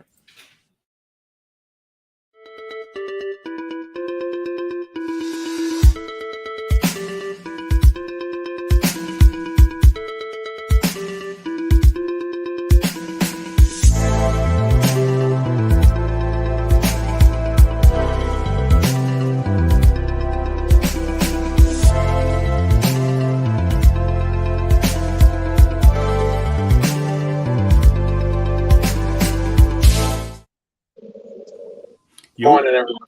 Good morning. What's up, Jens? What's up, brother? How you doing? You parked? Are you parked? No. That's right. Like I said, it's only we put a Bluetooth I will on be you. soon. I am. For this show, I have to. So. Yeah, man. And so D'Angelo, what I was getting, because Sam made a great point, man. The thing about Jeremy Grant is intriguing. My only deal is Jeremy Grant the benefactor of playing around great talent, where Julius Randle is the benefactor of getting the most opportunity? Interesting. I don't know. Jeremy Grant has played with some good talent since he's been in the NBA, aside from Detroit. I was about to say, because look at his numbers with Detroit. He's still putting up 20 and 5. So I mean, yeah. And that's a bad team right there that he was in on Detroit. Yeah. Jeremy Grant messed up the opportunity of the Denver Nuggets, perhaps maybe winning the championship. But not staying. Yeah, I know. Yeah. People could say that. Yeah, because if he would have ran it back, I think, especially with those guys never getting hurt, like Murray and those guys, I think they could have did some damage. Yeah, he was just looking for security. I don't understand a guy like that. See, matter of fact, let me give some props to Mr. Hill, Grant Hill's dad. You know what I'm saying? Reason why I'm doing that because he had money. Right. Grant could have came out after his freshman year, sophomore year, all that. But he told him, nah, you're going to stay in school and get your degree because that degree going to mean more than the NBA. Even though some guys get in the mind frame, I'm going to go to the NBA, I can always go back in college and all that. And some of them don't never go back because they get blinded by the money. Right. So reason why I'm saying that, I just don't understand, Grant, you in a good winning organization and you was born and raised with a family that got money. You know what I'm saying? But you chose to go chase after money. Right. You know, and went to Detroit. Went to the Lakers. Right. You could have stayed in Denver. Because I know you came up under a championship pedigree. You know, sometimes I just don't understand certain moves. Guys chase money and they don't need money. They already wealthy. His brother was drafted by the Knicks, Jerry and Grant. Yeah. Yeah. Yeah. And his father is Harvey Grant. His uncle is Horace Grant. Right? Exactly. So yeah. I'm sorry, Jay Book. I just wanted to throw that in. No. You good. But I also wanted to kind of like reflect on what his name, Mr. Murphy, and what you was talking about with Melo. You know what I'm saying? In that scenario, I could see a younger player coming to play with older players, but I don't want to bring an older guy to come and try to mess with our younger crops. And I'm speaking of Dame too. I don't want him to come over here. I don't want him. And deal with the younger guys. I want to continue on. Be like Memphis. Be like Cleveland. You know what I'm saying? Be like the Phoenix Suns. The ones that came and they drafted and they played their young guys, they stuck with it. Continue on staying down, you know what I'm saying, that lane and let it develop and form together. Let it prosper together. But don't bring no older guys over here to try to mesh and take over the team and everything when we got some good young guys. And in another year and a half, no more than 2 years, when all these older guys start falling off, them guys are going to be right there. You know what I'm saying? Marching, you know what I'm saying? So, I mean, it ruins their growth. It stunts their growth almost. If you start bringing in an older guy who's now going to be probably injury prone. Right. Now the injuries start to kick in. You know, the Derrick Rose phase where we're always injured. Always out 5-6 games. Then you got to met the team. I don't want Dame here. Just to add on to it too, the thing, like I think with Grant, he for whatever reason really wanted to prove himself. So I guess he just wanted to be the guy and thought that he could, you know, be a star in Detroit, which he could have been, but I mean Detroit's not going to be good for a minute now. So that's more so the reason why I think that he would benefit from getting traded to Portland, and that'll give him more of a role which he had in Denver of not shouldering the whole load. But I thought this was funny. I just seen this on social media. I thought I'd bring it up to y'all. Somebody said about coach, they were like, yeah, Tibbs has always been the problem. He's a flip phone in a smartphone world. And I just thought I'd bring that up to y'all. That's true. That's true. Yeah, I was trying my best this morning to get on with Jay Wilson, Keyshawn, and all them show this morning. I was trying to go on with them this morning because I wanted to just, you know, take my shots at what's his name? You know what I'm saying? Yeah, you jumped ship and went over there with the Lakers. I don't hear you talking about the trash they are, man. Oh, yeah. They're in the same boat as us. Same boat as us with two superstars. It's crazy. We're really talking about the Lakers. Just know that Melo will be a Knick next year. I'm not saying I want him, but he will be. He will be with his son next year. It was between the Knicks and the Lakers on this offseason. Yeah. So 9 times out of 10, he gonna go see his son play ball in high school, which I can't blame him. But as long as he come here, that veteran role a leader, and Tibbs ain't playing him 50 minutes a game, I'm cool with it. That sounds good. I'm mad at LeBron. I'm mad at LeBron for not having him on that championship team, and you got that dude Dudley, knowing that's your man for the banana. Well, just think about it, Boogie. They really messed up. Like I said a while ago, they messed up with just not taking DeRozan. DeRozan wanted to come home. You pick him up and you pair him with the people you already have, and then you might be able to keep Caruso or a guy like that. So what they did was their defense got worse. And you picked up a guy who cannot score the way DeRozan can. So, you know, now you're dealing with double negatives there where you lost 2 solid defenders in KCP and Caruso to free agency. And you also lost, you know, out on getting DeRozan and instead just got Westbrook, which was a fatter contract. And now you see where that's led you to, which is not even in the play-in. So that's a fact. And not only that, do they have any type of draft picks? No, they don't, because they gave all that up in the AD trade. They'll probably have his second rounders. So they got a bunch of old heads with no future. Right. Wow. And they're injury prone. Yeah. Wow. LeBron about to jump ship too. He gonna leave. Yeah, I don't see Braun wanting to do that. I think it came out a couple of people have been already hinting that he wants to go back home. If I was him, I would rather do that than end my career with the Lakers. It's bad over there. Yeah, but if I'm the young players on the Cavs, you look up to LeBron, but but I don't want him to take my shine. We built this. I'm not taking the ball out that point guard. Yeah, man. like think about it like Leon, don't do nothing stupid like trying to draft his son, trying to get him to come sign with See, that's what I was thinking, Boogie. That's what I'm afraid of. That's what I was thinking about, Boogie, because think about it. The Lakers have no shot of getting his son anyway, unless Bronny is just a bum and then go second round. Like, they have no shot of even drafting his son anyway. So LeBron's gonna leave anyway. Yeah, it's gonna be Cleveland. They gonna do that in Cleveland, give him the fairy tale ending. I mean, it's well deserved for him, but it's still like we see it, guys. Like, we hate to say it because he's like, you know, an all-time great player, maybe the best ever, but like, he's breaking down, and you don't want to get a guy like that at this point in his career.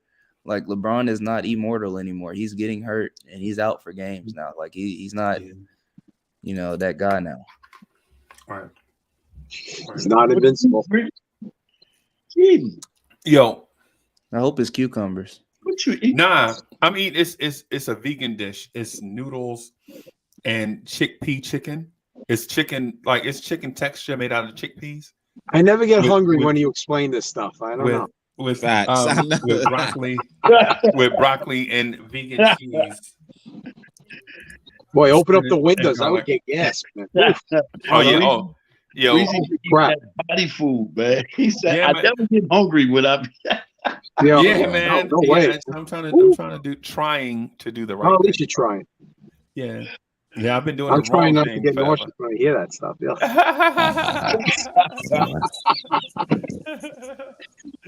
It's good. It's good, man. It's good. The cucumbers. How many cucumbers? You eat cucumbers every day? Yeah. Well, I hadn't had cucumbers in about a week and a half. Oh, all right. And it's because I've been a lazy bum. Just not. I'll be in the store and I forget. I forget to pick up cucumbers, man. That's all. I like cucumbers in my moderation. I've been trying to do like the right thing. You know what I'm saying? So, I've been doing the wrong thing. But to the Dame thing that y'all mentioned, just keep in mind when I mentioned it at the time, it wasn't as if I'm saying I'm getting Dame to carry the team to an NBA championship. Right. That's not what you're getting Dame for. What you're getting Dame for is to be your infantry. Like you got snipers, right? But snipers are not infantrymen. Snipers can pick off one person at a time, right? But infantry can do more than that, right? So you bring in Dame to be your frontline guy until Quentin Grimes is ready, right? Because there's a difference in playing time, right? Having the kids play is one thing. Having them playing in high leverage games is something else, right? My whole stance is I always wanted the kids to play in high leverage games so you know which guys are it and which guys don't have it, right? Yeah. So it's one of those deals, like you don't know if Obi is the guy because you've never seen Obi in a game 3, you know what I'm saying, with the series on the line. Like, you know what I'm saying, Obi got to hit shots in order to keep home court advantage in order for us to get, say, game 6 and 7 at home in the Garden where the crowd can be a factor. Mm-hmm.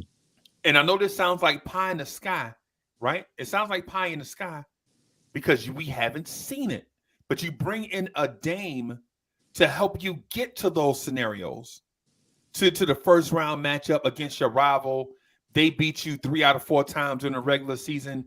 You got to win game 3 on the road or game 4 on the road so you can get the series back to the Garden so that we can play Jay Boogie's anthem for Obi in the Garden before game 6. Obi Toppin in the layup line and J Boogie joint Obi is playing across the garden and everybody losing their mind. We have never been in that scenario, so it's hard for us to imagine that. But you bring in a Damian Lillard to help us at least get to the precipice, so we can get to these points, so that we can see if Obi has it or not, so that we can see if RJ has it or not, so that we can see if we need to draft certain guys to replace the guys that we have or not. Because you don't know if Miles McBride is big shot Miles, because he has never been in a situation where he needed to hit a big shot, is what I'm getting. Now, we could do with the way Hinton said and grow organically. I understand that. I understand it. Doing it like the 60s and 70s. But when I'm getting at, big dog, is that was the 60s and 70s, right? Right now, we're in a division where Toronto and Boston are trying to stay ahead of Philly and Brooklyn, and we're the runt of the litter. Mm-hmm. In order for us to survive, in order for a runt to survive, he got to flex and start bullying the bigger puppies out of the way so that he can eat and survive. If you ever saw a runt, the other puppies were born first. They bigger and stronger, and they just muscle. They not mean to the runt. They just muscle them out of the way because they eating. But part of nature is the part that you feed is the part that grow, right? And right now, the Knicks are not growing, right? The Knicks are not the Toronto Raptors. The Knicks are not the Boston Celtics. The Knicks are not the Brooklyn Nets. The Knicks are not the Philadelphia 76ers. And if we don't do something major, we're going to stay that way. Yep. Right? But you bring in a Damian Lillard, and I'm just saying, for the point, I was just making this point back then. I don't know if I'm still, listen, I'm in wait and see right now because I want to see what these kids can do, right? But the thought of bringing in a Damian Lillard is you add muscle to this run, right? Somebody that could help you muscle your way in, right? A guy that's proven to be a bona fide scorer, all-star, leader, right? He could be the guy that bridges the gap. Because all these teams that I just mentioned, use the same thing, use the same formula, whether it's Toronto with Kawhi Leonard, right? Whether it's Boston with Gordon Hayward, okay? Whether it's Philly with Jimmy Butler, whether it's Brooklyn with KD and Kyrie, all of them brought in guys to help them muscle their way to the dish. They were tired of being the runt. Remember, Brooklyn used to be the runt of the litter. Boston used to be the runt of the litter. Toronto used to be the runt of the litter. All these things, they brought in guys to help them get over the hump. So why not the Knicks do it? Why not? Because you're going to pay $50 million in salary anyway, right? We're paying $50 million to dudes that are useless. So why not pay that money to Damian Lillard? Right? How do you feel about Nerlens Noel getting part of that $50 million? How do you feel about the Derrick Rose money this year? How do you feel about the Alec Burks money this year? Right? When you think about this thing in context, I'm not saying any move would be right or wrong. All I'm saying is I'm just thinking about this thing differently. I'm not trying to sway anybody to my position. All I'm saying is there is a lot of different ways to think about how we can make this team better, going back to Keyshawn's original question.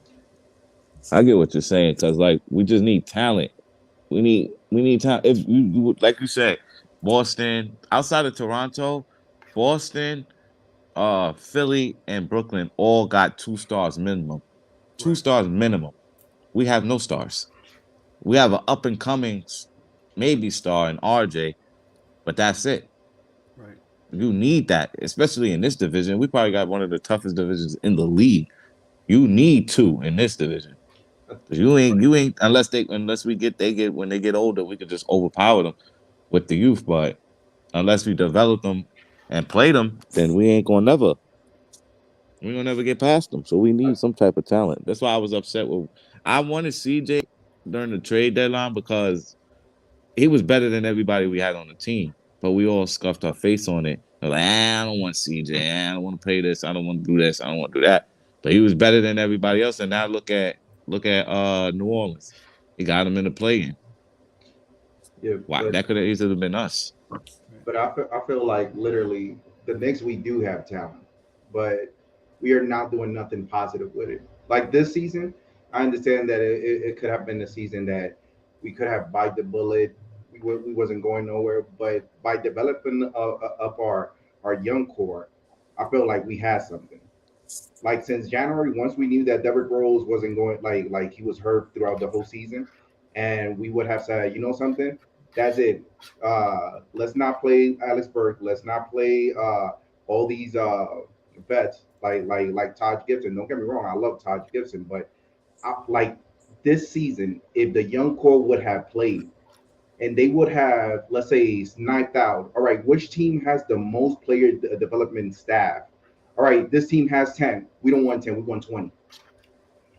If we had a player development that only focus on this young core, I believe that we would have seen the pinnacle of what could this team could actually do by next season. But if we keep on focusing on star and we don't even have built our, let's say, we still haven't settled our foundation right, what's good of actually having a good star or a superstar if nobody around them is relevant? Right. So even IQ last season, at the beginning of the season, he had a problem. It was his defense. By the end of that season, we noticed, hey, he got better on his defense. IQ this season, his problem was turnover. By the end of the season, he already fixed that. What he's averaging, 1 or 2 turnover, from at the beginning he was averaging like 4 to 5, is a big difference. But the only way that this young core could actually learn it, from RJ all the way down to McBride and Deuce, is by them having some burning time on the floor. It's not only about, oh, let's run out the video and let them learn from it. They need to learn while we criticizing, while the staff is actually even looking at what they could do different, what could they get better. But this season, sorry to say it was pure garbage. Because at least, all right, we didn't get a superstar, but at least our young stars, they played enough time, and we can't even say that. No, I agree, but like that's on the front office right now. They sitting there watching the like this towards the end of the season, seeing the youth. Now that should just be your decision. I see how great the youth is playing. That's if they ain't know now, if they ain't know before, they know now that this is the direction we need to be going in. No more of this vet heavy stuff. Just sit Tom down. Either you gonna be the coach, you want to be the coach. This direction we going. If you don't want to go in this direction, then we can go in a different direction. Head towards you. Like we go in a different direction with your job, but we gonna play the youth, and that's what it should be. You know, coaching your development. The development really comes from your head coach. You know what I'm saying? Your head coach. Your head coach is the one that's going to give your assistant coaches and your other coaches throughout the line an idea on what to talk to and how to deal with the guys. They got to be put into the game first. And if they not put into the game, then they can't, you know what I'm saying, get opinion and taught what they're doing wrong, you know, and right, you know, at certain points in times of the game. So, you know, that's really like Tom is lost out on a lot as far as, you know, putting our young guys on the court.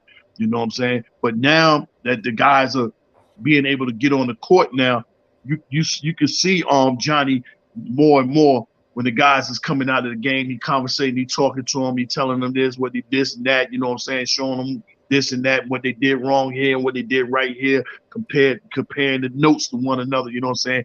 And you can see the exchange in it when they play the next game. You know what I'm saying? Yeah.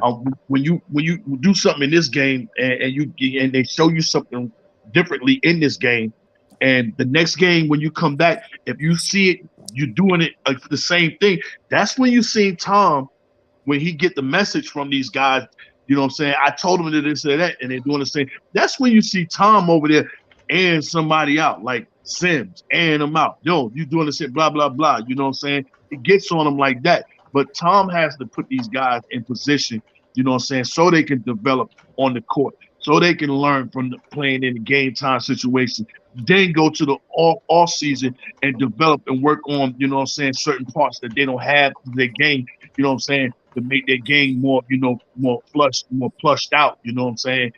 That's how you got developed. But right now, I don't even want to do anything as far as anybody older no more. I really want to get rid of Julius' contract and get rid of Evan contract and continue on playing and growing these young kids all the way up to that 23 when that major draft stock come, you know what I'm saying, from the college and from the high school and all across the board. That's when all free agency NBA players, they breaking up. Everybody's free that year. Then you can figure out which one of these young guys we can keep. Then you can figure out what 2 guys we can go to blend in with what we got.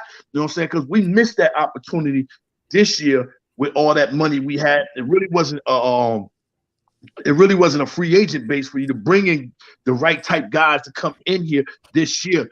But still in all, you didn't have to go force and blow the money. You could just continue on saving the money like you did last year when we got to this point at the end of this year. We still had money on the books that we didn't even spend. That's why we was thinking maybe we're going to spread it amongst the team. Just because you got money don't mean you got to go spend it, Rion. You know what I'm saying? Save that money. So he went and did some bonehead contracts this year. You know what I'm saying? And Noel and all that. Noel still got his brand new white headbands. You know what I'm saying? He ain't none of that. You know what I'm saying? He's just getting hairdos and all. That's all he's doing. You know what I'm saying? Going up on black ink, getting tattoos and stuff. You know what I'm saying?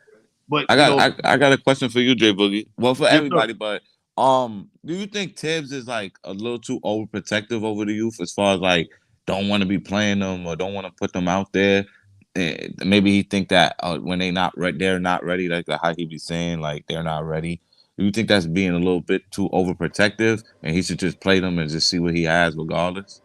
I think he has to do that right now. You know, they call us New York twice. You know what I'm saying? Yeah. That means we do everything twice just to show you nice. Last year, you went inside the playoffs and everything. You figured, you know what I'm saying, I could go back. So he was going to be a bonehead all year, do anything he can do to try to get back. You know what I'm saying? But he see his ways was not working, continuing with them old guys. But then you see them young guys, they knocking on them doors ready to get in them guys, you know, get in them guys' spots, take spots and all that towards the end of the season. You know what I'm saying? So he's going to have to. He's going to have to continue on playing and rocking with these young guys because the core we got in their way right now is not happening. And if you don't want to do that, then immediately you can find you somewhere else to go get in an office somewhere because he's not going to get another coaching job. Nobody's going to want to deal with that. It's a wrap. So, yeah, he tried his bonehead ways. He see it didn't work. I see he has to play the young kids. He don't want to do it. They're going to make an early commitment to him, you know what I'm saying, at the beginning of the next season. If he come out there doing the other stuff and it ain't working. So what do you think, half the season? Hey, hold on. Let me address Paris Duggar super chat real quick. Just, hey, Paris Duggar, thank you for your generous contribution. Thank you. Nothing but love, but Paris Duggar and others that contribute to help to keep the lights on in this mom and pop organization. Paris Duggar says, can't overreact to our youth in big games this year. Mm-hmm. I got you. What I'm getting at is to that, Paris, is what I'm saying is I would love to see, and Jay Boogie and I disagree, right? We just not in a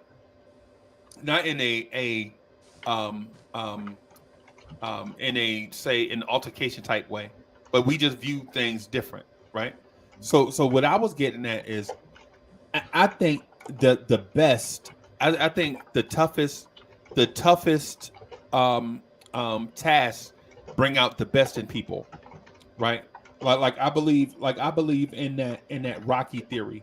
Like you legit have to get tested by the best to see what you have in yourself, right? Yeah, I remember in Rocky where Apollo Creed was whooping Rocky behind, but Rocky dug deep to find out how much he had left.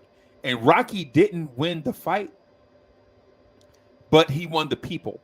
So Apollo Creed was still the champ after the fight was over, but Rocky Balboa was the people's champ, right? After that, because a no-name guy from out of nowhere who was a club fighter fought the champ and was supposed to get knocked out early, but he lasted to the end of the fight, and at the end, he begged for his wife, Adrian. Hey, real quick, while you talking on that, yo, that he beat that man up so bad And that Rocky, at the end of the fight, he told him, Rocky said, ain't gonna be no relapse. Yeah. And then he told him, I don't want one. I don't want another one of these butt cuttings. Basically. No, I don't want that no more. Yeah, man. My bad. Go ahead. Go on, my brother. And so what I'm saying is right now, Quentin Grimes and RJ Barrett won't drag you into those altercations. RJ Barrett, Emmanuel Quickly, Obi Toppin, Quentin Grimes, Miles McBride, Jericho Sims, they don't have the talent right now to drag us into those altercations. Well, Damian Lillard does, and he has proven when healthy, he can drag a team of no names to that level. And I'll even go as far to say is who knew CJ McCollum out of Lehigh could be CJ McCollum today? Nobody. And if you're saying that you did, you're a liar. You didn't know that CJ McCollum was going to be this good. Yeah. Right? Who knew that Anthony Simons, a combo guard out of IMG Academy, could be this good? You didn't know that. You're a liar if you're saying that you did. Right?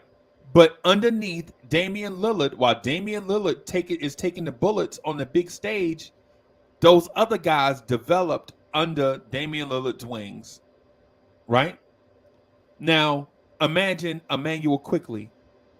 Imagine a Quentin Grimes and RJ Barrett and Obi Toppin with Damian Lillard leading the way, taking all the bullets.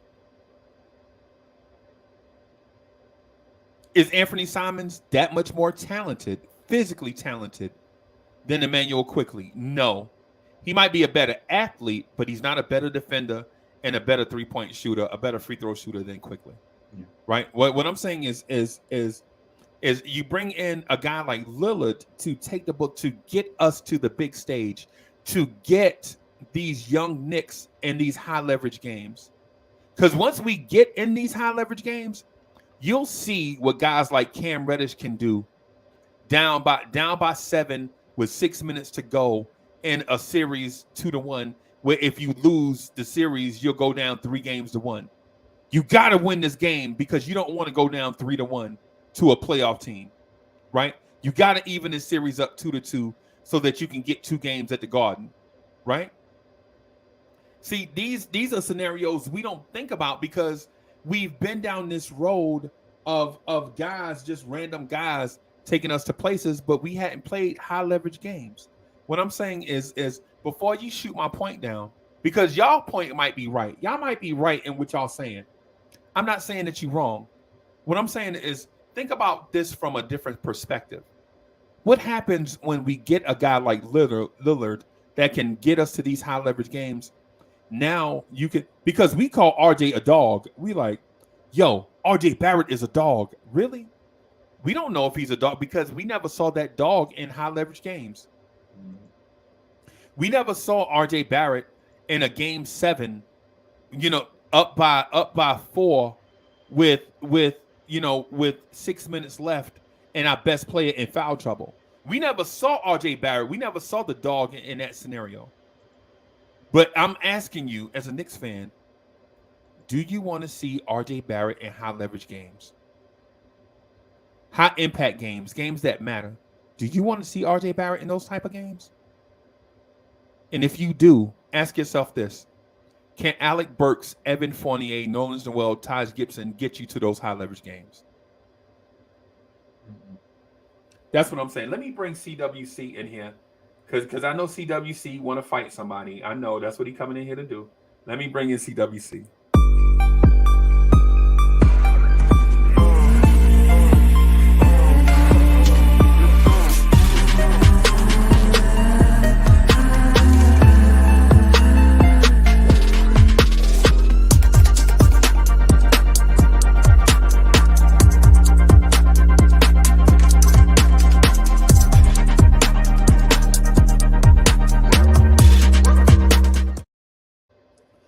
Yo, what's good, boss? What's good, my people? How y'all doing, man? Good, man. Good, man. We having an excellent discussion this morning, man. All right, what y'all talking about? A myriad of things. Should we trade for a star to help get this young core into high leverage games? Should Tibbs bench all the veterans and play all the young players the rest of the season? Is this rivalry against Brooklyn worth playing veterans in it just to win this game, just so that we could feel good about beating Brooklyn? Like, do you play Burks and Fournier 40 minutes just to pull off a dub against Brooklyn? Is it worth it? Do you trade do you trade Julius Randle this offseason for draft picks? Right? And another thing I want to introduce to, and I want to keep introducing this to the conversation, because I feel like it's an excellent talking point. Are the Knicks gonna sign high-profile assistant coaches to help him manage this young core and this offense that sucks?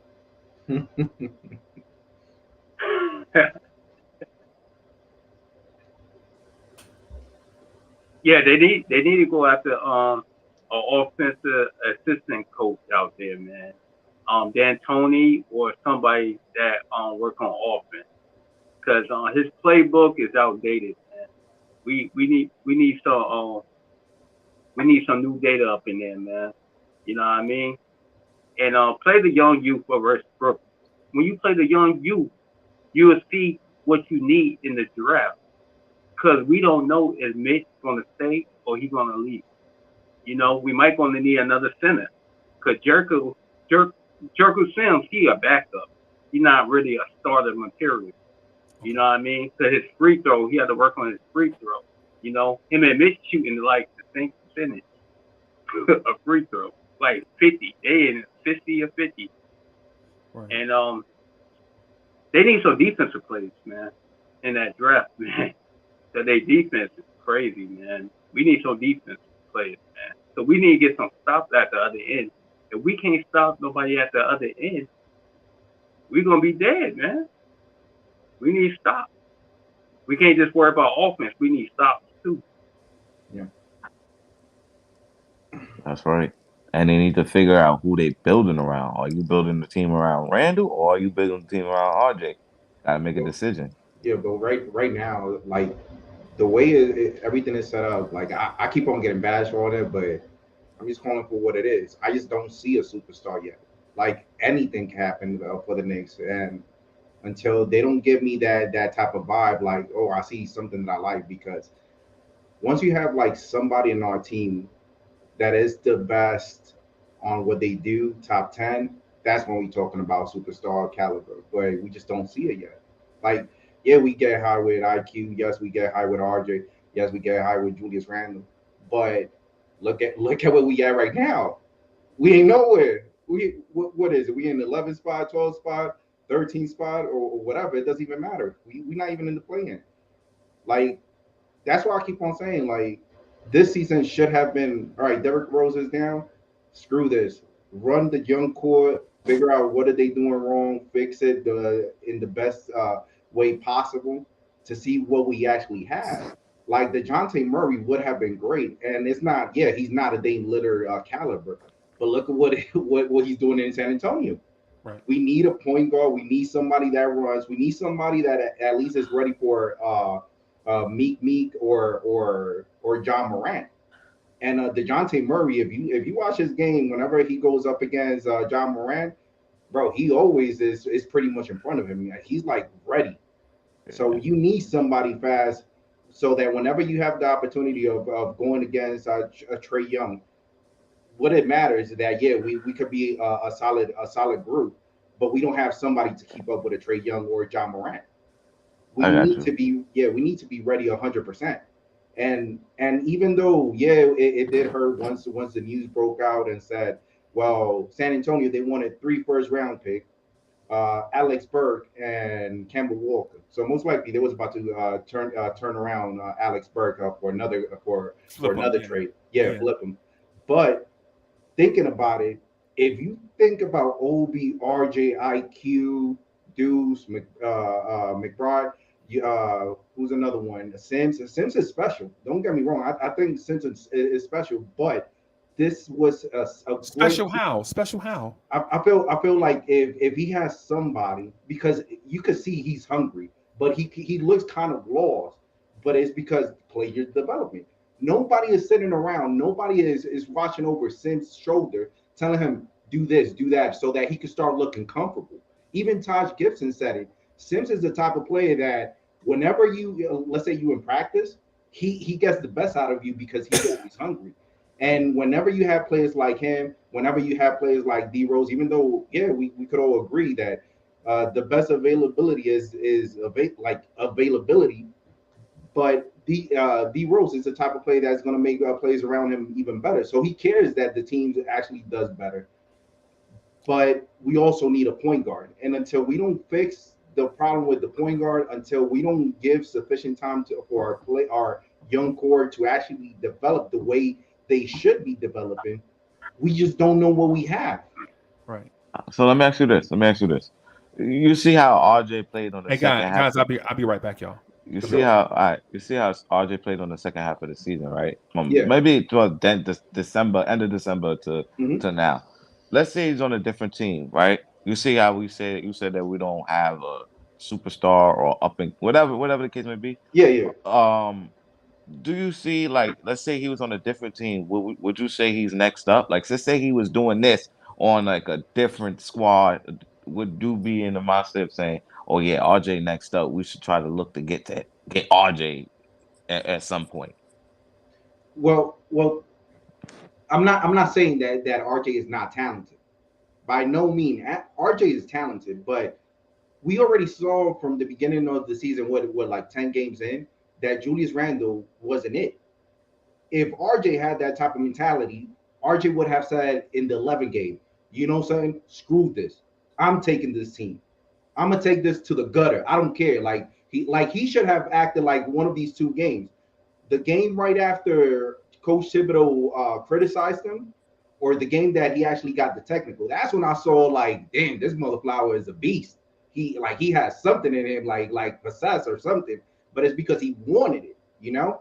By him actually acknowledging, all right, the Knicks doesn't have a somebody like a superstar, and everybody is looking at me like I have the potential. He should have proven this season, throughout the season. Yeah, you're gonna have nights that you're not gonna play well. Yeah, you're gonna have games that is gonna be on a run. You might have 5 or 6 games. But one thing that I used to love from RJ last season, that when shots wasn't going in, oh man, the way he played defense, oh man, he will stick to somebody and not let him go. Like, all right, yeah, my shots ain't getting in, but you ain't shooting me. You ain't gonna be shooting over me. You ain't doing this over me. You know, like he did other things, and that's one thing that we actually need. Like, we need more trust in players. And what I mean by that, whoever's on the floor, trust the players that's around you. Stop taking all this selfish type of games on yourself just because either somebody's looking good or you feel like you are capable of going against somebody that's double and triple teaming you, because that's not smart. If it goes in, yeah, it's great, but you know that the possibility of it going in is very slim to none. Somebody is open, 2 other people is open, because if you get in double and triple team, it's because they left somebody open. So do you think him not in the beginning not being so aggressive and taking the ball out of Randle's hand, you think that was him not like having the heart to do that, or you think that it could be in a situation of you want to do everything here, and I'm gonna let you do everything. I'm gonna sit right here in the corner. I'm gonna let you do everything until you fail, and now after you fail, I'm overtime. Now I'm gonna show you what I could do. I'll say this. I'm not gonna say that he doesn't have the heart, but at the same time, I'll say it this way: like, the players around him, it could be one selfish player, it could be 2 selfish players. Once he sees that might be the standard, he might have that mentality. And is he actually wrong? Not really, because it's like, oh, nobody's passing it to me. So whenever he actually gets the ball passed to him, he's gonna take it, and you can't blame him on that. I partially blame Julius Randle on this, and it's because whenever he hears OB names, whenever he hears RJ, it's like, and it shouldn't even be like that, you know? Like, it should be like, hey, somebody's doing better than you, just go to the gym, Do something that you was doing last season that you was good at. Stop criticizing the fans. Stop doing this. Stop doing that. Because somebody actually said it in how do you call it saying in the chat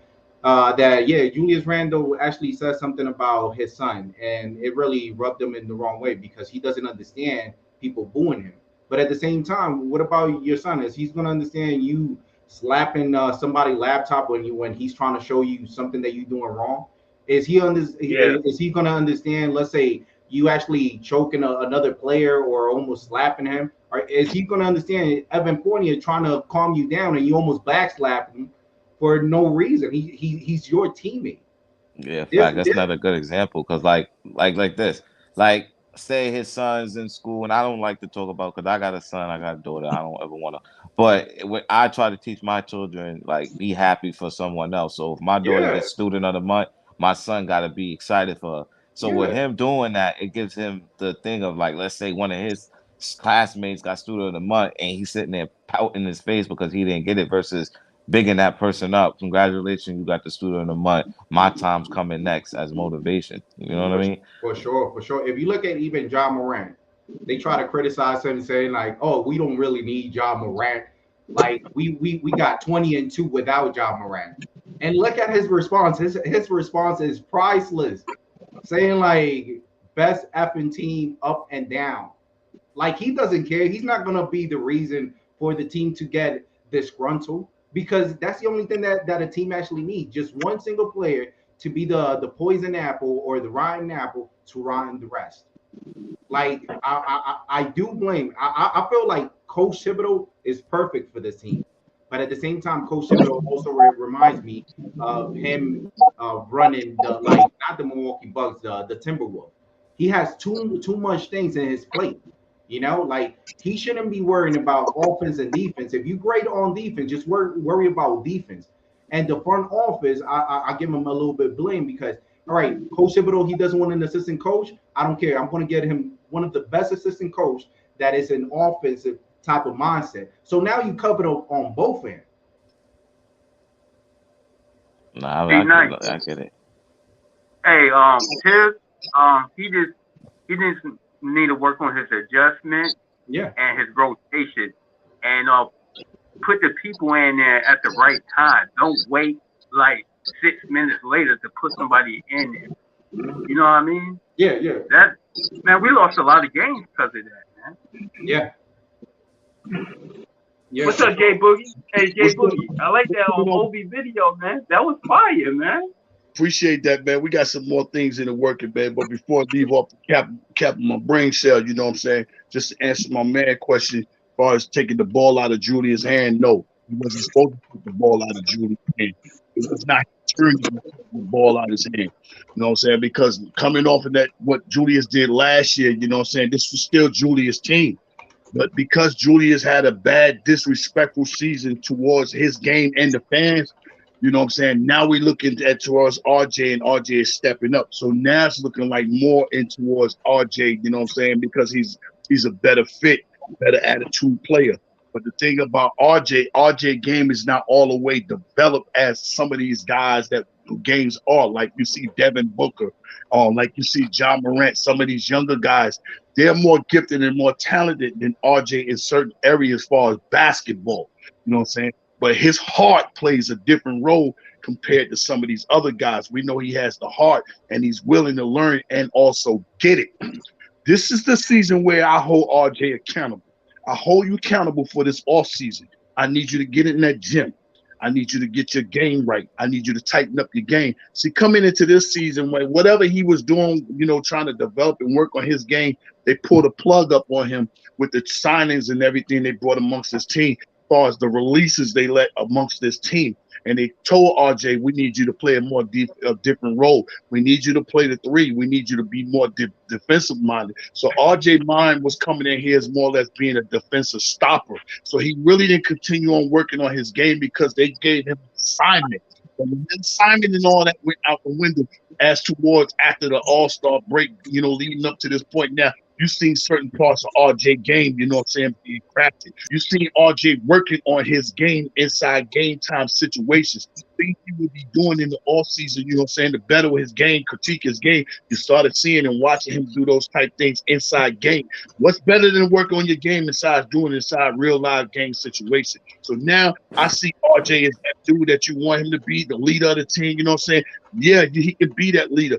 Only way another leader can come and be in his game right here is if somebody just as young as RJ or not too much older than RJ. Say like a Donovan Mitchell or something like that. To somebody that grab RJ by the wing and carry him with him. You know what I'm saying? That's the only way. But besides that, you know what I'm saying? RJ, I look for you to start working on your game. I need RJ, need you to be a 22-point scorer next year. I need you to be averaging 8 points. I need you averaging 7 assists. I need you averaging at least 1 charge a game, 1.2 steals a game. And I need you to be, you know what I'm saying, more of a leader in the locker room. I need you talking with the guys on the team, calling them on game night, calling them on game morning, wanting to know how they doing. And then when they get in the locker room and game day, we check to see if they feeling the same way or if they feeling a little bit different from what you talked to them last night or you talked to them this morning. That's the lead role that I need. That's the lead role we don't have. We don't have a locker room guy. We ain't like calling meetings, no nothing going on this year. Everything was just a chaos, you know what I'm saying? And all that's because of Julius. That's why, you know, I'm a big fan of Julius. I always share, you know, I wrote the myth. You know, I wrote the thumbs up, thumbs down. And then I had another song called Let's Do It Again. That won't never be heard because, you know, deserved me to put that out. That's just wasted money. Oh, go on and go on. Yeah, right now, RJ is that guy. You know what I'm saying? I need to continue on building around RJ. Now, you've seen him doing that with Cam. That's an RJ move. Yeah, facts. Want to get Zion? This is an RJ move. I was just in the NBA store. All Zion shoes in 3 days they sold out at the NBA store in New York. Sold out. I couldn't even get none. So little certain things just tell me something to happen, and they building around that guy. Well, where's that guy's gonna be comfortable? You know what I'm saying? You don't need nobody looking on your shoulder, smacking his teeth, talking about you, looking at you all funny. You know what I'm saying? Looking at you like the man was looking at the driver sitting in the back and get rich guy trying, looking at you all crazy like you don't appreciate me. Nah, get him up out of here, man. Get him up out of here, man. Build the thing around them young core, that young kids, and let them develop. Let them form together. Let them become family. You see what Obi and Quickly they doing. They've been doing this since, you know what I'm saying, the summer league. That's why you got to continue. You got to put Quickly in that start line and let them continue on developing them right now these last few games because they're not playing summer league this year. Yeah, I don't want to see Obi in summer league. I don't want to see Quickly in summer league. I want to see them working on their craft and their games, doing what they need to do and prepping up, get ready for next year. Because big decisions is going to be made during this on season up in that ball. Yeah, it gotta be. I want to see Quickly, Grimes, Cam, RJ, Obi together all summer. Summer. Grinding all summer. But Jay Boogie, you right. I want to see from RJ next year, I want to see 23, 24 points, 7 rebounds, about 4 assists, and give me a steal. I'll be happy with that. But you got to do it on like 45 to 47% shooting. Yes. And then I also need give me league average from 3. If you give me league average from 3, averaging that, and maybe like 80% from the free throw line, which is not far from what he can do. He can definitely do it. I'll be happy. He's got the attitude. All-star. And RJ has the attitude at his age to do it. If you watch this press conference yesterday talking, he's got the right attitude. I love what he's got to say. He says he's got to really practice hard and do the right things, get better. I hear that out of his mouth, and he's got to make that happen. Next year is key. And it's that attitude, and I like that attitude. And he said it. He says, I listen, I don't know if you guys watched it yesterday. He was just talking, and he says, my agent will figure that stuff out, you know, whatever it is with his contract. But he says, I want to be here. That's a Nick. That's a Nick right there. That he wants to be here. He understands what the fans are going through. And I love that. And he's got the great attitude. That's key playing in this town. The attitude. Yeah, you gotta have an attitude. You want to win. I miss those days at John Starks when he used to point to New York after you make a shot and he'd be pointing, he'd looking at the fans. I miss that part of John Starks, you know. Bring back that. But that's what RJ. He wants to be here and he wants to get better. And he's got to show it next year. Like what you're saying. Bottom line, today better be his last game, though. Today better be his last game. Yeah. Right. There's no point of playing the last 2. Let him show out and go up against the competition today And then that's it. Don't sit them down, shut them down. I'm Yeah, like, that's right. It ain't working. I shut all of them down. If I'd be like, "Yo, we're forfeit the last 2 games. Forget it. It don't even matter." Mhm. Yo, I need San Antonio to pass us. Cause I can't. I don't want to see him playing the last 2 games and now he tears something or get hurt. You don't need to see that. We already know what we getting. We already know what we got. He showed what he could do. He improved this year. Let's sit him down, shut him down, treat him like anybody else, like any other young stars that's in the lottery. They all ain't playing because they the most important key to the league to the team. So for him, got to treat him the same exact way. Sit him down. Play. You go against KD and Kyrie or whatever. And if y'all getting blown out by the middle of the third, all right. Well, sorry, Grimes, you playing the rest of the game. There's no point for RJ to be in this game. We ain't coming back if we down 40 at the end of the third. We good.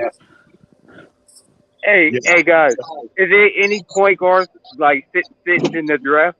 Any point guards like big in this draft that we could get?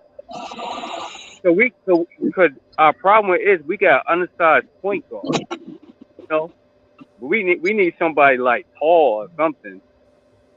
Because if you think about it, look, we got Quickly, and we got Deuce like 6 foot, right?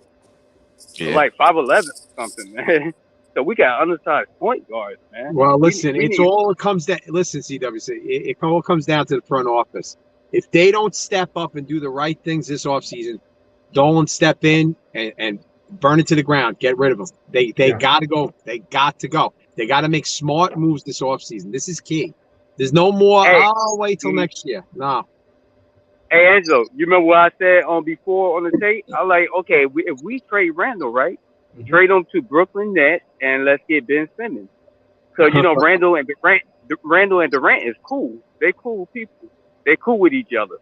So if you could make that happen, we'll have Ben Simmons running the point guard, and we have Quickly coming off the bench. Maybe we had to get Randle and some draft picks for Ben Simmons. CWC, Brooklyn's too smart to take one. Yeah, then that's not happening. What I'll do is I'll switch Fournier out with Cam so I can see. I want to see Cam with 15 points next year. I want to see him average 15. So I'll switch Fournier with Cam. Let him start at the 3 and move RJ back at the 2, and that way you still got 3 young guys. If you miss out, if Randle leaves, then you'll have RJ, Cam, and Obi. And if you don't get a point guard, IQ should start. But check this out. Don't Brooklyn Nets got that rookie point guard, and they not even playing him? I think his name, Cam or something? Oh, Cam Thompson. But he was playing the other day. He was playing yesterday. He was? Oh, okay. Man, didn't you see him killers in the Garden? Yeah, he thrashed Grimes. He was cooking up Grimes. He's a killer, man. They know what they got. They know what they got out of him. Yeah. So he's just gonna come off the bench, right, Cam? He's just coming off the bench. Cause you got Ben Simmons and Kyrie. He's developing. I just thought he wasn't getting another playing time. I thought he wasn't getting enough playing time. He's developing. He's waiting on his turn. You know what I'm saying? It's like when you got the right guys in front of you that can develop you, you know what I'm saying, and help you out, your game. I put you like y'all was comparing Simmons with Quickly earlier, right? I tell you what, you put Quickly over there in that spot, learning between Dame Dollar and CJ, and see how his game would be much better than what it is now. And he's coming along without them guys. You know, it's just certain people that can lead you and show you and talk to you and get your game right. You know what I'm saying? I love Derrick Rose, but Derrick Rose is just a show me type guy. He's not sitting you down and breaking, and all that. That's just not Derrick Rose's character. He just doesn't. Just not, I need somebody that's going to show me the X's and O's and give it to me. You know what I'm saying? And instead of me, I can't watch everything you're doing, Derrick.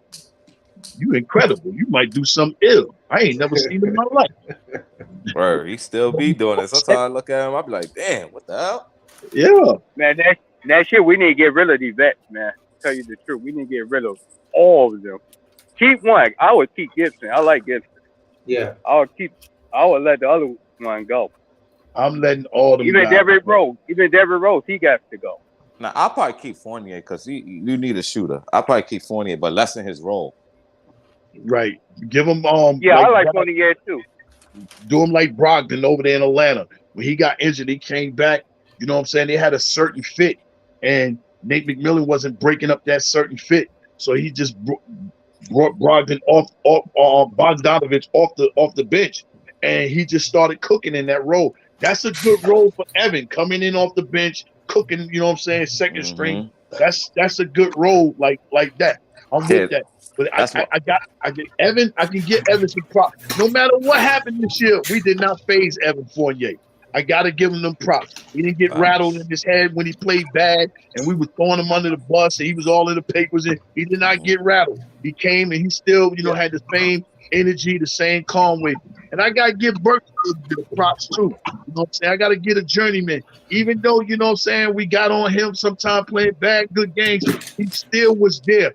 I mean, that's one contract that I say was okay. I was okay with his contract because he did come to play. When he had a good game or bad game, he still showed up, you know what I'm saying? You still see him happy. He had a good heart, you know what I'm saying? You never seen him all mad, frustrated, down, all that there. He didn't carry that negative energy. So I want to just give Burks them little tight props, you know what I'm saying? You know what I'm saying? For how he was with the team, man. He appreciated, I guess, getting another contract, took him out that brownstone and put him in a real high. Yeah, but only thing I'll get on Burks about is who is Barber? How you play for the Knicks? Your cuts be kind of whack.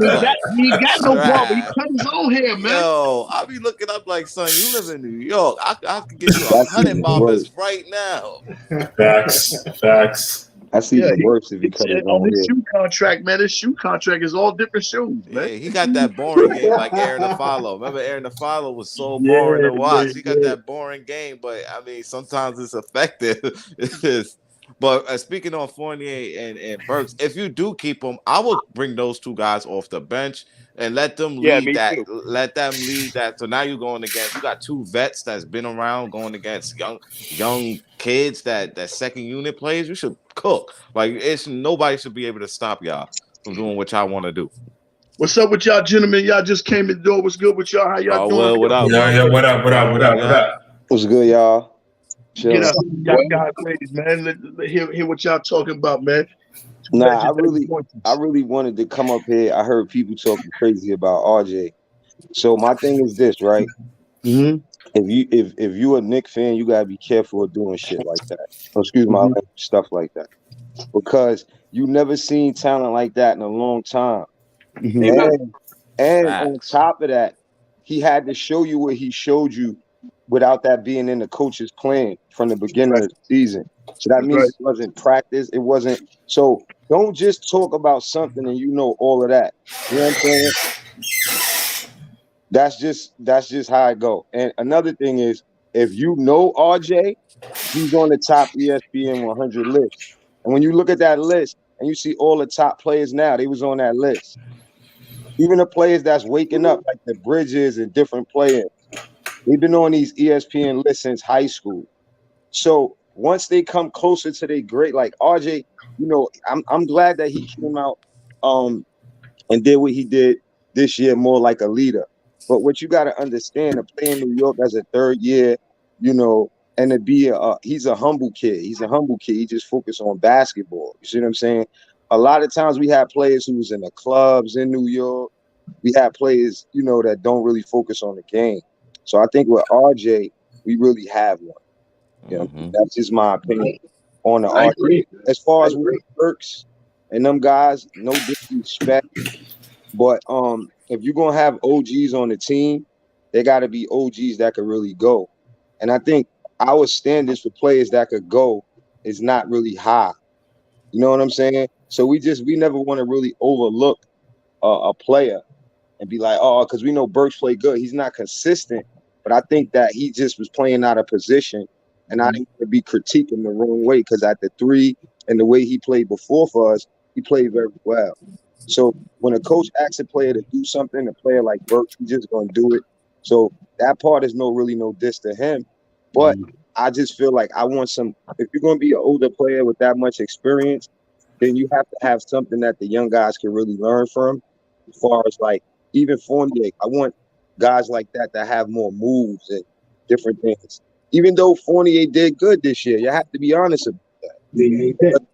In the situation with Fournier is this: he played better when it was great team ball, and we had to learn that that's what we was going to do. We went through a whole process of seeing the ball not moving, a lot of things. And when we played better with the ball movement, Fournier played great when the ball's being shared and everybody's, whoever's open in the flow of the offense. So kudos to Fournier. And I feel the same way in reference to what you guys saying about play the younger guys. Ever since for a long time, he should have made a move on preparing guys to be ready. Basically, that's what coaches do. You know what I mean? And you think back in the season, we had teams that played us that had G League players and players with 10-day contracts that were just trying to get up in the league, and Tibbs still didn't play guys appropriately, even in these matchups. I bring that up to say this: if he would have prepared these guys better later down in the season, they would have been better players to deal with some of the situations that they had. I agree. Great And that's point. the thing with Real quick, y'all. Hey, Parrish Duggar, I want to thank you for the super chat. You know what I'm saying, Parrish Duggar? He says, this team is going to be Quickly's team. He's the real alpha. That's what he's saying. There we go. I believe he's a piece of the team right there. He's a person that's developing. He's hurry up and getting there real quickly. You know what I'm saying? But I don't know if he's going to be the leader of the team. And then I really don't know what you mean as far as what you look for him as to being a leader. You mean him just being the point guard, or him just being the complete team where they're gonna build around? But I know he's a piece of our team, and I agree. Yeah, I agree and disagree with that, because look at the Suns. That's Devin Booker's team, but Chris Paul is the alpha. Right. Yeah. And that's the thing. Also, if you got to go back to Tibbs and how he runs things. Tibbs has got the new year. The new season comes about. Rose is still here. You can't overplay him. You can't do that. You can't play these. You can't play you can't play Gibson all these minutes. You can't do that. And for some reason, Tibbs, obviously, he's so stuck in his way. He wants to go to war with those guys. These guys can't do it anymore. They're too old to do it. You can't do it. You can't run it with Gibson. You can't do it with Rose. These guys, even though Gibson's he overplayed him. He can't do that at that clip anymore. He did back in Chicago days. That's where Tibbs. This is where the problem is with Tibbs. We always argue about. He's going to overrun those guys, and they're going to overheat. I agree. Old car. I think it's a wrap for Taj. I think that next season is more of a Udonis role, or if he's like a player, or they probably give him a clipboard. But I know for tonight, I hope Tibbs is in RJ ear saying, "Give me 50 tonight. This is your last game. Give me 50. You going against those guys? Give me 50. That's what I want from you. You going to win or lose? Give me 50." What's good with my man coming in? Holler at the squad. Let everybody know what's going on. How you feeling today, my brother? One day at a time, man. One day at a time, baby. And that's what we're all trying to do. Just one day at a time. Take this thing called life one day at a time. But I'm feeling good, Joe. Salute to the chat, salute to the panel, man. Love listening to you guys, man. Love the perspectives and the insights. Fellas, I just want to say, man, I saw the report that Tibbs is supposed to be returning, and I'm a little thrown, for it, because what did we learn? Right, this part of the season is supposed to be, and I keep saying it over and over, because this part of the season is the part of the season where you're supposed to be fact-finding and figuring out what works and what's going into the next season and whatnot. And Tibbs is committed to being who Tibbs is. Mm-hmm. And so with the report coming out that Tibbs is going to be returning, I got a plethora of questions. Like none of this makes sense. You know what I mean? And I'm stuck more than anything, because there are positives on one hand and there's so many questions and unanswered, just my mind can't wrap itself around the concept of bringing Tibbs back or even announcing that, because if we're just going based on the pedigree and the nepotism that exists with the front office, Tibbs is my boy, so I gotta bring him back. But if we're going off of what is actually done, did you do a good job or did you do a bad job? And I have to evaluate that. Tibbs hasn't done a good job. Now, luckily, he has the support of the players. He has the support of his boys in the front office, or for whatever that means. At this stage, I'm just kind of like, it is what it is, right? We got 122.6 mil. We're 26 in payroll. We have 24 draft picks between now and 2028. That's 7 firsts and 17 seconds. We have 3 to 4 expiring deals, and we still are discussing the same problems that we have at the beginning of the season. We haven't learned anything, with the exception of like RJ Barrett obviously developing. We haven't learned a damn thing, and that's what's painfully annoying at this point, especially going into next season. What are the answers? We still got the same questions. Is Tibbs going to do the same thing he did this season into next season? What qualifies him actually coming back? Because if this man is committed to who he is, why not just that ain't going to change? It's never going to It's not going to change. It's not going to change. Now, we can't extensively complain about it because what's done is done. Objectivity has the final say. As far as I'm concerned, if he's here, he's here. With that being said, Julius Randle got to go all the way out the door. Like, you got to launch this man. I've been preaching that all whatever. You can't bring that back. And to Uncle Freezy's point where he spoke earlier, I know a lot of people in the chat were just kind of like, I'm not really feeling Dame. But the point is, in a loaded conference like ours that has pretty much shown you what this conference is, you need an impact player. Is that impact player Damian Lillard? Is that impact player Donovan Mitchell? Is that SGA? Is that, like, you got to ask yourself the question. Then it goes a little further than that. Even if you want Damian Lillard, what is Portland's outlook for the remainder of the season? Are they retooling or are they rebuilding? Are they looking at the Western Conference and going, well, the Lakers ain't you know what? And they're stuck. They ain't got no room. So who's really a threat in the Western Conference? Oh, Memphis? Well, Memphis is showing that, they got some grit and they're doing some spectacular things under their coach, who's innovative and creative and dynamic in every way with this young roster. Yeah. Then you're looking at Golden State. How long is that going to stay intact? So if I'm Portland, I'm pretty much sitting back going, I'm looking at the layer of the conference and I'm making my decision based on that. Because as a small market, non-free agent destination, it's either going to be about the dollars or it's either going to be about, do we have an opportunity to compete and actually win? And for that reason, I think they keep Dame. I don't think they're going to dump him. The Lakers are not going to be what we want them to be or what we think they're going to be. Like, they're stuck. They can't adjust. They can't do anything. So they're going to be trashed next year too. AD's going to be hurt. LeBron's going to be LeBron. And Russell Westbrook is just not a fit. So that's what that will be. Utah is imploding. Quinn Snyder is on his way out the door. They got a top-heavy payroll. The highest paid player is Rudy Gobert, a traditional five in which no team is taking on with an evolving stretch five league. So that only leaves you Donovan Mitchell. I mean, you could speak to Mike Conley, but he's an injured 34-year-old point guard. How many teams are lining up to take that up? And the 7 expiring deals that they do have don't even amount to $6 million. All right, so real quick, before we go to Hard Will, because I think he wanted to channel in. So you're saying our best target is for us to go ahead and swing for Donovan Mitchell, right? That's what it sounds like. That's what it sounds like. Yep. Yeah. I'll go for the Spider as well. Spider is even a better, to me, is a better fit than Dame, because it's not saying Dame is not, bro. I love Dame, but I'm already tired of getting all these washed up superstar. And once they not giving us the 100% that we actually see. And again, I'm not saying Dame is not a great, like, I love Dame, believe me. But the Knicks, they keep on doing that. Just because it's a superstar name, we'll get him. But he doesn't give us half of whatever he gave us over there in Portland.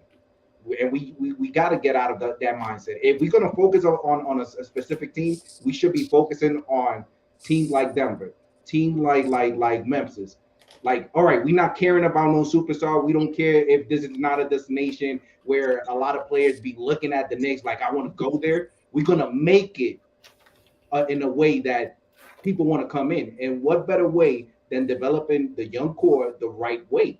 Because pretty much their mindset is gonna be, man, the Knicks has everything that I need.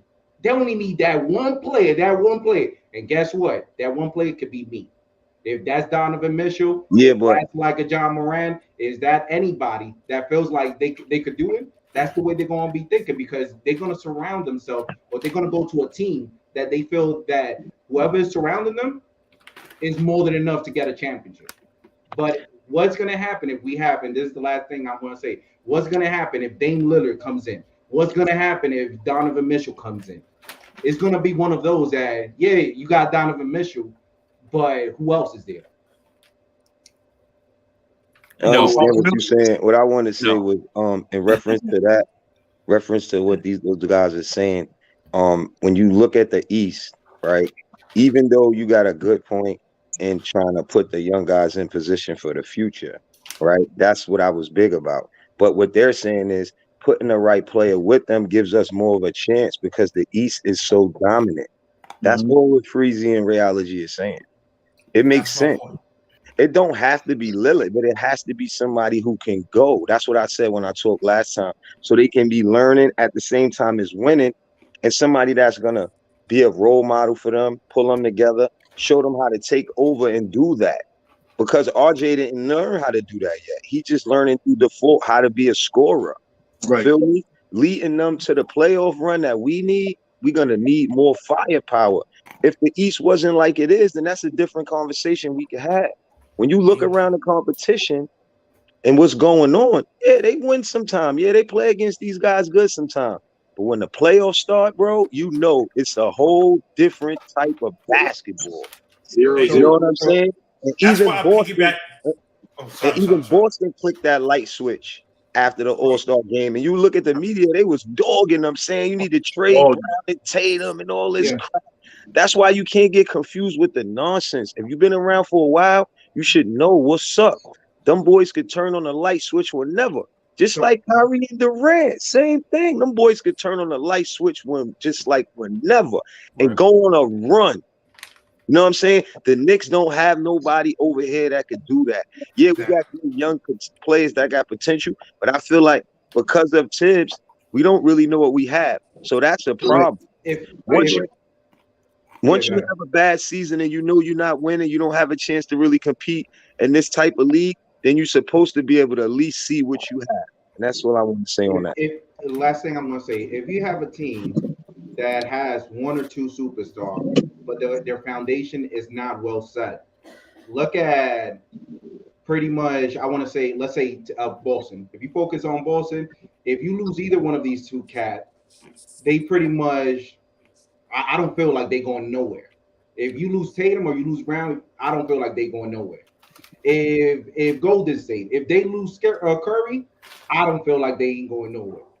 Now, if you focus on Memphis, they could lose John Moran, but on that spurt of 20-2, I feel like, hey, they are set up pretty much ready. Like anybody could be missed, but somebody else is going to step up.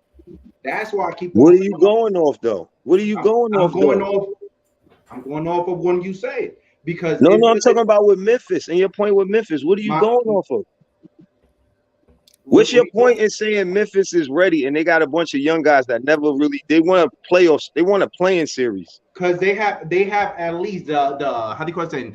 The atmosphere of having great team or great team players that they want to succeed. If you missing one player like Tatum or Brown, there's let's say whoever's surrounding Tatum and Brown, the way they feeling, we could go far. We could go super far, but we need Tatum and Brown. Yeah, but that's regular season. You got to see what they. Yeah, that's what I'm about to say. I just told you playoffs, and then you mentioned Memphis. Memphis, you don't know what they're gonna do in the playoffs. Those is young guys that's doing that. They're not experienced yet. They don't know how to do nothing. Memphis is 2 years away from doing anything. That wasn't a good example. The Boston point was that they just, that's a good point because one player could be out. They need each other to compete in the playoffs. But I think it's about it's about next man up in some type of way, and the coach is getting that team in a good position, I think. Now they do need Tatum and Brown, right? Because we already said that before you made your comments that the East is on steroids. The East is very competitive, so we know that. But I don't see like Memphis has to do more for me. To even use them as an example right now because they playing good in the regular season, and as you heard me just say, the playoffs is magnified. Everything it looks like you playing is a whole different basketball game going on when you turn on that playoff game. You know what I'm talking about, nice.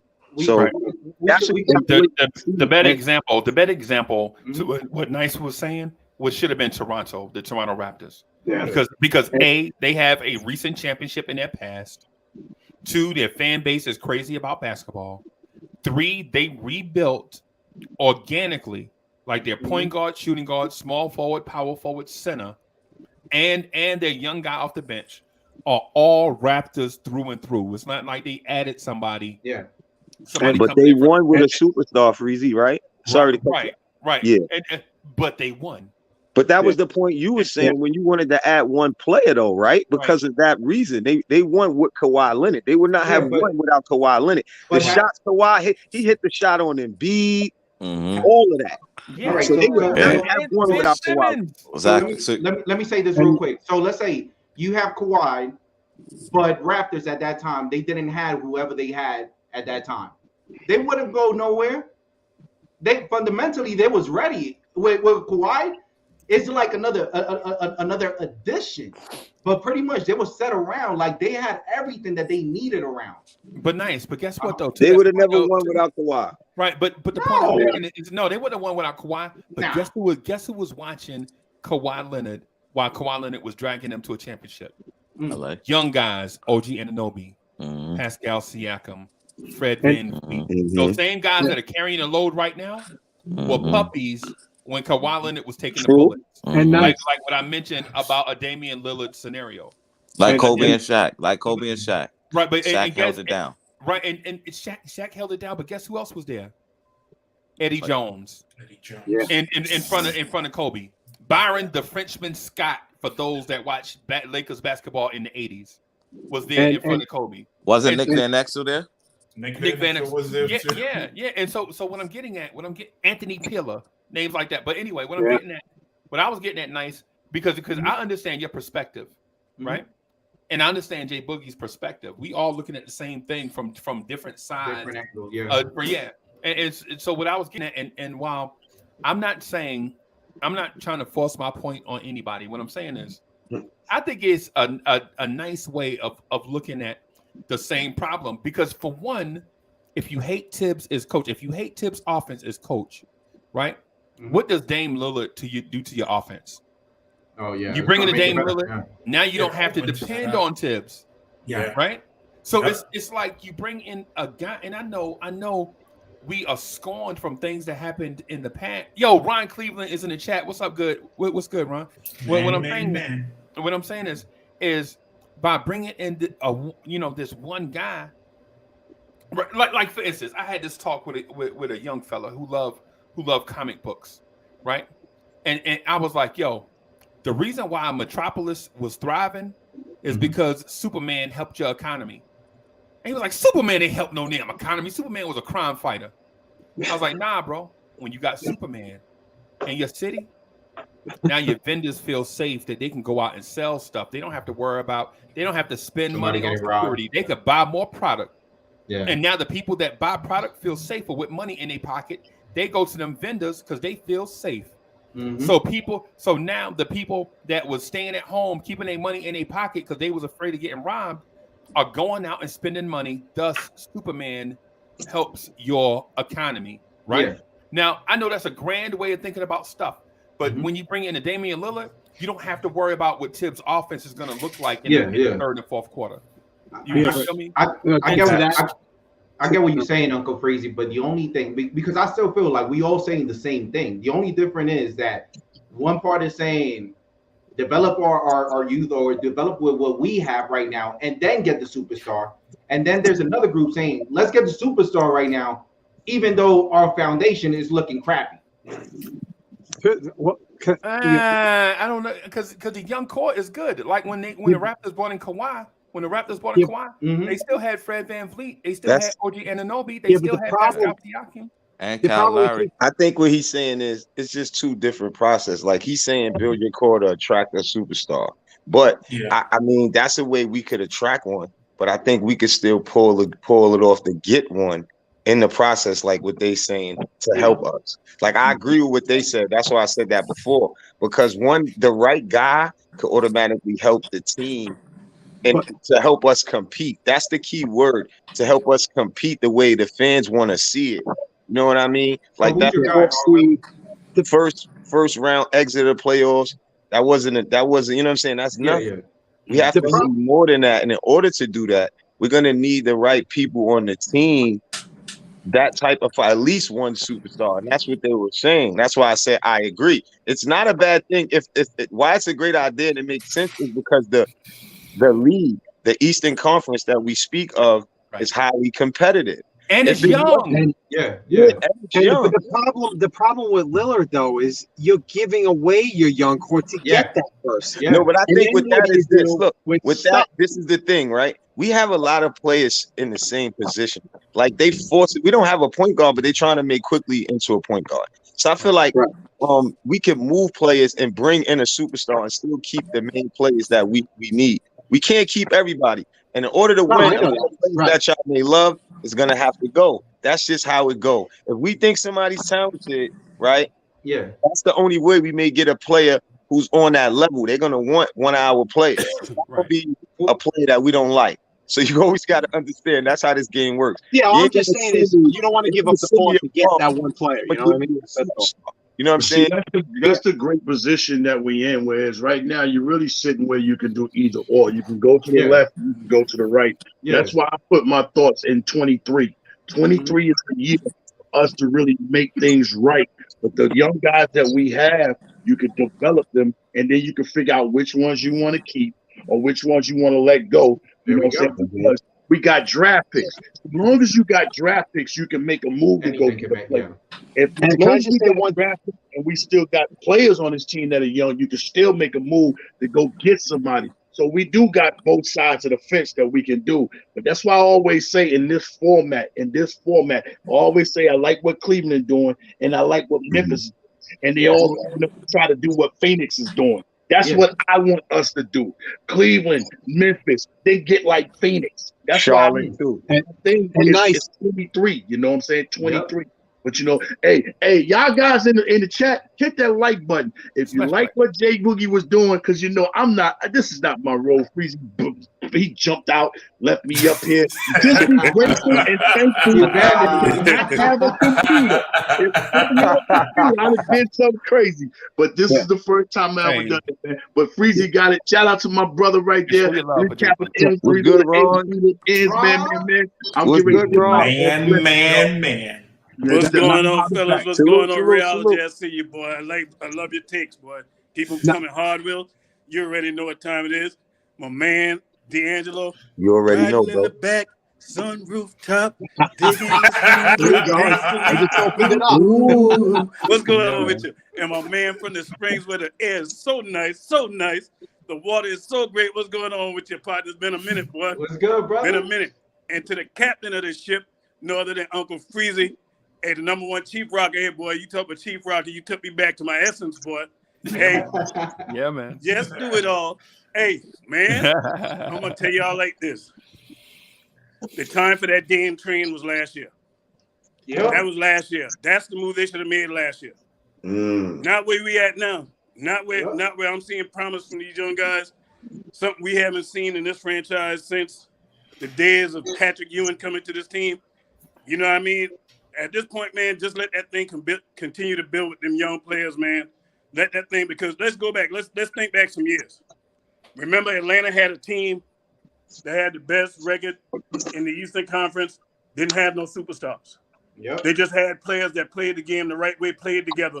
And that's what I see when I look at this team with them young players. Them guys play together. It ain't a secret why that second unit plays better together than that first unit. It's because them guys plays together as a team. A team will beat a superstar any day. Hey, prime example. When San Antonio beat LeBron and them, nobody thought they would have done that. You know what I mean? San Antonio was an old team with fading stars. They beat them because they played as a team. That superstar stuff only gonna get you so far. And Damian Lillard, when you think about Damian Lillard at this point in his career, do you want to give up on players that's still learning, still getting, ain't even reached their full potential yet, but showing you flashes and showing you good flashes for a guy who in the next few years can be out of the league? Because he got some miles in that on them tires, man. You know what I mean? So at this point, man, if I'm in that front office, I'm not going for that guy. I'm gonna tell you right now, I would rather run quickly out there next year, then quickly run that point, than to go after Dean. Because let's face it, the guy got a triple-double the other night coming off the bench. And I know people say, well, it's against the Magic. Stop that. Stop that. A triple-double is hard to get. I don't care who you're playing against. So that's my thoughts on it. And you got Deuce right there as a backup. Don't fool with that thing. And you got Obi and, man, hey, I'm going to tell y'all tonight, upset. It's going to be an upset to some people, but it ain't going to be an upset when we beat them boys tonight, man. And Obi going for 25 tonight. I got a question for you, Ron. So you're saying keep the young guys, develop them, and get them all, situated and establish that foundation. So what are you hoping for, or what does it look like next year and the year following in terms of place and position within our Eastern Conference? Yeah, especially next year. What are we looking like next year in our conference, which is loaded, and you better believe Knicks fans are patient, bro. Knicks fans are really patient. I'm gonna tell you right now. See, this the problem with Tibbs coming in. That's why I would have to fire Tibbs. But you're not. Yeah, but this is why, because it's hard to even answer that question because we got a small sample size with these guys playing at this amount of games. But we know when them guys was playing, what the effect is. Every time these young guys get on the floor, there are problems. So I'm not gonna mess with that. Them guys are very competitive, man, and I'm seeing that. So the biggest thing is, I don't know what they're gonna be next year, but I can guarantee you this: they're not gonna come in there and loaf and not play the hard way. They're not gonna, they're not gonna take players off. They're gonna share the basketball. We're not gonna have an ugly brand of basketball. We're gonna finally have a team that plays the game the right way. Sharing, like Clyde always says, caring. And I like to see the ball moving. So stick with that, man. Keep drafting young players. And if you're going to get a player, get a young ascending player. Don't get no player get a player that's already time up out of here. And if y'all listen to Dame ain't trying to leave Portland. So why are we even talking about Dame? I don't know. Dame ain't trying to leave Portland. That man, I'm going to tell you, he's giving off the vibe that he would rather play out his time in Portland and don't get a ring than to go chasing them. Because he had ample opportunity to get out of there. And not just to the Knicks. He could have went to LA too. So that guy's not trying to leave. And shout out to Dan, man, for being Can I say something? Can I ask you? Where players change team like players change draws. Yeah, man. So Ron, you basically saying you wouldn't mind another player, but not Dame. Because we basically was just thinking to help us compete wise, right? Just to make us, and a good leader. Because look, this is what just came to my mind. RJ did play better, right? So just say even next season you going through RJ, right? They know now about RJ, so you're gonna need more weapons because he's gonna have people to pass. They're gonna be doubling him just the same way they doubled Julius because now they see what he can do. You know what I'm saying? So my point is saying that is, do you think if it's not Dame, would you think maybe a Donovan Mitchell or like do you think somebody else? Because that's what we're saying. Like in order for us to compete, we have to bring somebody in that could help us because we're not going to be able to withstand the East with what we have. Then we have to remember, like what you're saying, Tibbs didn't even play these guys the way he was supposed to for them to develop the proper way. If he would have rolled it out that way, then it would look totally different. I always say that, Ron, and you know that. He didn't roll it out. He stuck with the Julius thing. I think that set us backwards. So even if next year it's not going to be the way it would be if they would have came out with it when we wasn't going nowhere this season, I think it would have been worth that. But we can't cry over spilled milk. The real way to fix it would be to add somebody that could go off the dribble. Because remember, we don't have nobody who could create off the dribble. You know what I'm saying? That was the biggest problem with Tibbs. He don't have no pieces. And when you really break it down, he's right about that. He's right about that. We don't give him an excuse for it because he isn't supposed to be Randle as long as he did this season. He's supposed to move the ball and get everybody in the right position to win. I agree. At the same time, we don't have nobody that could create a shot. Yeah, but I'm gonna tell you, I got a guy in mind that ain't gonna be popular to a lot of people, but I know he knows how to play the game the right way. Kawhi Leonard.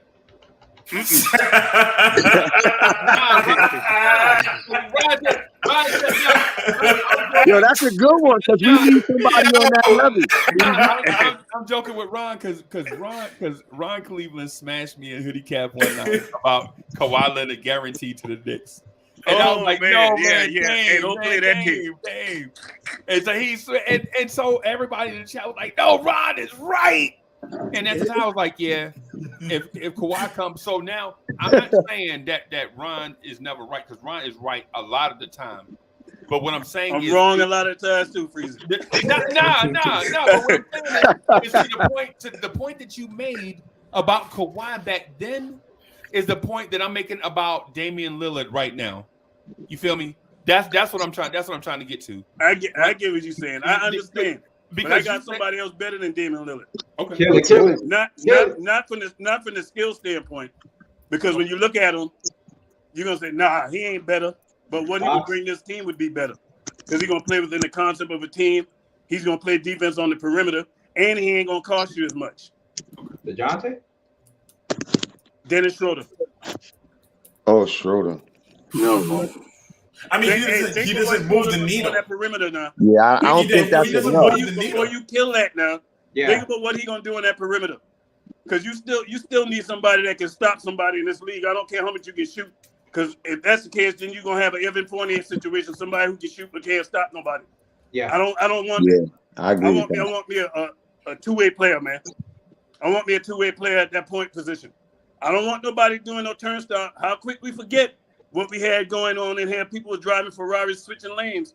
And so who that point guard position? So who is that? Wait, time out. So who is that? Who is that two-way point guard that we want? He said Dennis Schroeder. Dennis Schroeder would be a good look. It ain't gonna cost you as much. Yeah. And he's gonna play within the concept of the team. He already been sitting around one of the best point guards in the history. And Chris Paul, you know what I mean? Chris Paul done showed him some things. And you can see in this game, even the Lakers are trying to get him back. Why? Because they knew they had a deficiency at that position. Yeah. And this saying a lot, because think about it. They had Russell Westbrook at the time, and they still was trying to go get Dennis Schroeder. Let that sink in. I hate to say it, but Dennis Schroeder ain't been the same since he ain't take that money. Yeah. Oh no, I gotta disagree. That's a good point, Walwell. That man was playing good. Yeah, that man was playing good with Boston. He ain't got no choice but to play good, Ron. He turned down all that. Hard pill to swallow. Hey, but you gotta think of what he had already made, though. That man already had money. That man already had money, but hey, he did turn down a major deal. But when you look at his game, it would be perfect for this team. And the reason why I say that, you don't want another Randle and Kemba Walker type situation, a tug of war for who team it is. You bring Dame in here, Dame and RJ, you might have a little tug of war there. Yeah. You know what I mean? I don't want that. If Dennis Schroeder came here, Dennis Schroeder know this ain't his team. He knows he's a piece to help this thing. Build the foundation with the Knicks. Build it right. Don't do quick fixes. Yeah, because if you're gonna get Dame, you best believe they coming with the Brinks truck. To get some things off of this team. You don't want any more quick fixes. Build What the about foundation. Zion? What about Zion? Oh, no. Wait. Before we go into the Zion thing, so you guys are collectively prepared to be in the play-in or even not in the play-in the playoffs? Are we prepared for that scenario? If you're I'd rather Dennis build it Schroeder, right than collapse. Yeah. Listen, you need to saying build with it a right. shooter? Okay, that's fair. I'm just asking the question. No, I'm just saying if you don't have a good foundation, what happens? The house is going to collapse, right? So You got that right. It's happening. You're going to keep patching up holes and watch another leak happen. So this is the same thing that we go through all the time. I tell you what, as much as I like the homeboy in the state of South Carolina, Zion, I'm telling you right now, I'm rocking out with Obi. I'm rocking out with Obi because we haven't even seen what Obi is going to become. But we've seen enough, and I ain't going to say I told you so, but I told you so. Yeah. And can I just say one thing? Obi, just let Obi go ahead and do his thing, man. Don't put no more roadblocks in this man week. Yeah. Let's find out what we got in Obi fully before we talk about anybody else, man. And I love Zion, but I'm not ready to give up on Obi because I see the light is on for Obi, and Obi got something that you can't teach: speed and athleticism. Yep. And on Can I that, rewind and hustle. Can I rewind something that nice you said earlier about Memphis? What if they get swept in the first round? What do you say then? I don't see it. I don't see Growing it. pains. What if they do? What are you going to say? Growing pains. Growing pains. Because it's not like they have a super contract or people that is actually getting paid. The only one that I see getting paid is John Morant. You know, like pretty much anybody is tradable. So what it's like man, Oran just said right now is growing pain, and I guarantee you the way that they thinking is going to be like, well, this didn't work out. Let's replace it with something better. But everything right there is already settled. You know, like they already have everything necessary to at least go. What if they're not built to play in the playoffs and they never win? I give you a good point, Nice. I give you a good point. I think the fact that what Nice is saying too, he got a good point that people may want to join that team now. Yeah. Yes. Because the young core is playing well. That's what he's saying probably that we need to do. But he has to remember that John Morant is a part of that team. He's somewhat a superstar already. He's a straight up superstar. So that's the difference. Even though when you see RJ play against him, he does well. You know what I mean? But at the same time, I could say somebody would probably want to join that team because of what they're doing. Yeah. So. Like I say it this way, like we have somebody that has all the capability. Like if you have a list right now that check all the boxes right now, to me, it is RJ. A lot of people keep on saying, well, I criticize him too much. You want to know why I criticize him so much? As much as it bothers you or whatever, is because I see his potential. I know he could get far, but people need to understand not everybody is the same. It's not like there's certain players that actually gets into the NBA and they shine real quick. And there's other players. I feel like this is RJ Barrett. RJ Barrett is the type of player that you need to push him. You need to make him feel so bad in a way that, you know something, RJ, you suck. Oh, I suck? You know something? Let me play the next game. Let me show them why I don't suck. And that's what I feel of RJ because it happened 2 times. He got a technical because not a lot of plays was getting called in his favor. So he felt like, you know something, it's time for me to step up. And the second time was when Coach Thibodeau, he called him out, saying like, well, last season he was doing this. This season he's not doing that. He just needs to get more into the gym. And then his 3-point percentage went up. I'm gonna tell y'all this. This is the thing that we all talked about this season being it for that front office. This is major, man. Because depending on how they handle that Julius Randle situation is going to determine our season next year. Period. Yep. Period. And when I say handle it, don't just move him just to move him. You move him and get what this team absolutely needs. 100%. You go get a point guard. You stop playing around. Yeah. And I ain't talking about any point guard. We need somebody who can effectively run an offense. Somebody who's unselfish. Somebody who's going to play within the concept of a team. Somebody who's going to move the ball, somebody who's going to play defense, somebody who's going to hustle, somebody who ain't going to take nights off. That's what we need. We don't need no more players coming in here thinking, oh, this New York City and it's time to party. Because that's a problem too in New York City too. And I got the burden of having 2 teams that's in 2 of the most partiest cities in the world. I'm a Miami Dolphin fan, and I always said the same thing.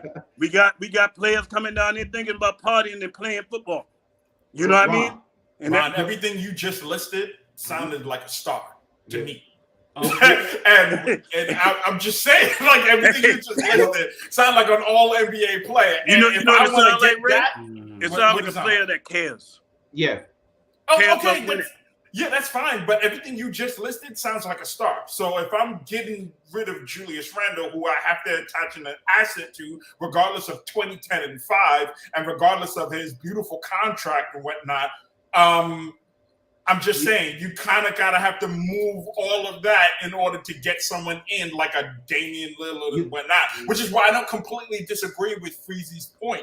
with getting an impact player who is going to impact culture, who is going to impact the locker room, who's going to impact the development of players on the team, that's just going to go even further than where it is right now. Because the coach can only do but so much. Yeah. I heard So the point that I was getting at is first of all, a young core is not a group of 8 or 9 players 24 and under. A young core is about 3 to 5 guys. That's the future of your franchise, right? That's what a young core is. 3 to 5 young pieces that grow together through adversity and climb their way to the top. Yeah, that's what a young core is. Right now, we're at 8 young players, right? Yeah. And after the draft, we may have 10 young players. Yeah. Right. And if Jokic comes over, he said he wasn't, but if he does, you're talking about 11 young players, right? But you know something crazy. So what I'm getting at is when you get the guy that's going to carry the load, all he's going to do is carry the load and let the young guys develop after him. That's all. He basically the trailblazer, making the path easier for the young guys that come after him to have their path be easy. That's all. Yeah, and if you believe that RJ, who is 21 right now, the question I'd ask is, what do you think RJ is going to be at 25? Which is what? I'm sorry, 5, 6. Like, what do you think he's going to be in 4 years? 6 in 4 years. What do you think he's going to be at 25 years old? Right. Do you believe that he's going to be a top 20 player? Because if that's the case, then bringing in a Damian Lillard doesn't impede that. The only thing that really hurts the organization in getting someone like a Damian Lillard is if his injury starts to become a problem. And he's still signed all the way till 2025-26. And how old is he right now, Ray? 31? 32? He'll be 32 July 15th. Okay, and that's fine. Come on, man. Like, that's not a big deal. That's not a big deal. You want to impact play at the point guard position, and I'm giving up, 2 out of the 24 picks I got till 2028? I can't build everything through the draft. At some point, I need an impact player is my point. Yeah, that's my point. Groceries at some point, Ray. So this is what I want to say. If it's going to be an impact player, and I said it last season where in the Ron show, I love you, man. And hopefully I know that everything's going well, but I got to say that before anything. Yeah, but man. I really wanted Chris Paul. Chris Paul was the man, because Chris Paul, even though a lot of people said, listen to this, you cannot say he done it over and over again. Whatever team he goes to, he makes it better. He makes them better. Max. Yeah. So we don't know that about Dame Lillard. I'm not saying this and that. He's been with Portland for the rest of his career since he got there. We never seen him in that level. All right. So if he goes to the Knicks with his superstar resume, is he going to make the Knicks better? Now I'll say this. Oh, sorry. To bless you. To Ron point, if it's a Dame Schroeder, I mean, I'll take him. But before I'll take DeJounte Murray, and I will force. Let me finish making my point. Go ahead. I will force Coach Thibodeau to play the Young Bucks. And the only way that you can force Coach Thibodeau to play the Young Bucks is get rid of everybody that is a vet. But San Antonio not trading with you, bro. They're not trading him, man. San Antonio hate the Knicks, bro. They hate the Knicks because they hate them. But listen, San Antonio hate the Knicks because our front office. Gotta be realistic, bro. Yeah, our front office in the past do small market teams like San Antonio dirty. Like nice. I don't expect that Marcus Morris situation too. And Patrick Ewing for David Robinson. If the Knicks and the Spurs agreed on a deal that was sending Patrick Ewing to the Spurs for David Robinson and $7 million, and the Knicks at the last minute pulled the deal off the table, the Spurs went to David Robinson and told him he was being traded to the Knicks, right? Yeah. And so after that, the Knicks pulled the deal off the table, and then the Spurs had to go back and apologize to David Robinson for trading a franchise player. And you expect after this and the Marcus Morris thing for the Knicks to go to the Spurs and get their young 25-year-old and under all-star point guard. Oh, they're going to ask All-star. for some things. All-star. All-star. So Say it again, Uncle Freezy. Say it again. So I'll say this. The Knicks, we have Leon Rose. Make something happen. It doesn't need to be. Let me say this. It doesn't have to be with a team A and team B just trading. Leon Rose needs to be like thinking of their best possibility. So, what do you guys really want from another team? And let's get a three-way. Yeah, exactly. So you're not gonna feel like you're getting Duke. You know, we're gonna take care of you, but we want this person. And if you don't want him as much of another person, and you want the other person from another team, let's try to make something happen. I feel like Leon Rose could get something out of it because he has that mindset. He could make anything happen. Look what happened with D Rose with that team that we actually traded. We traded who? Pretty much a nobody. Yeah, Dennis Smith Jr.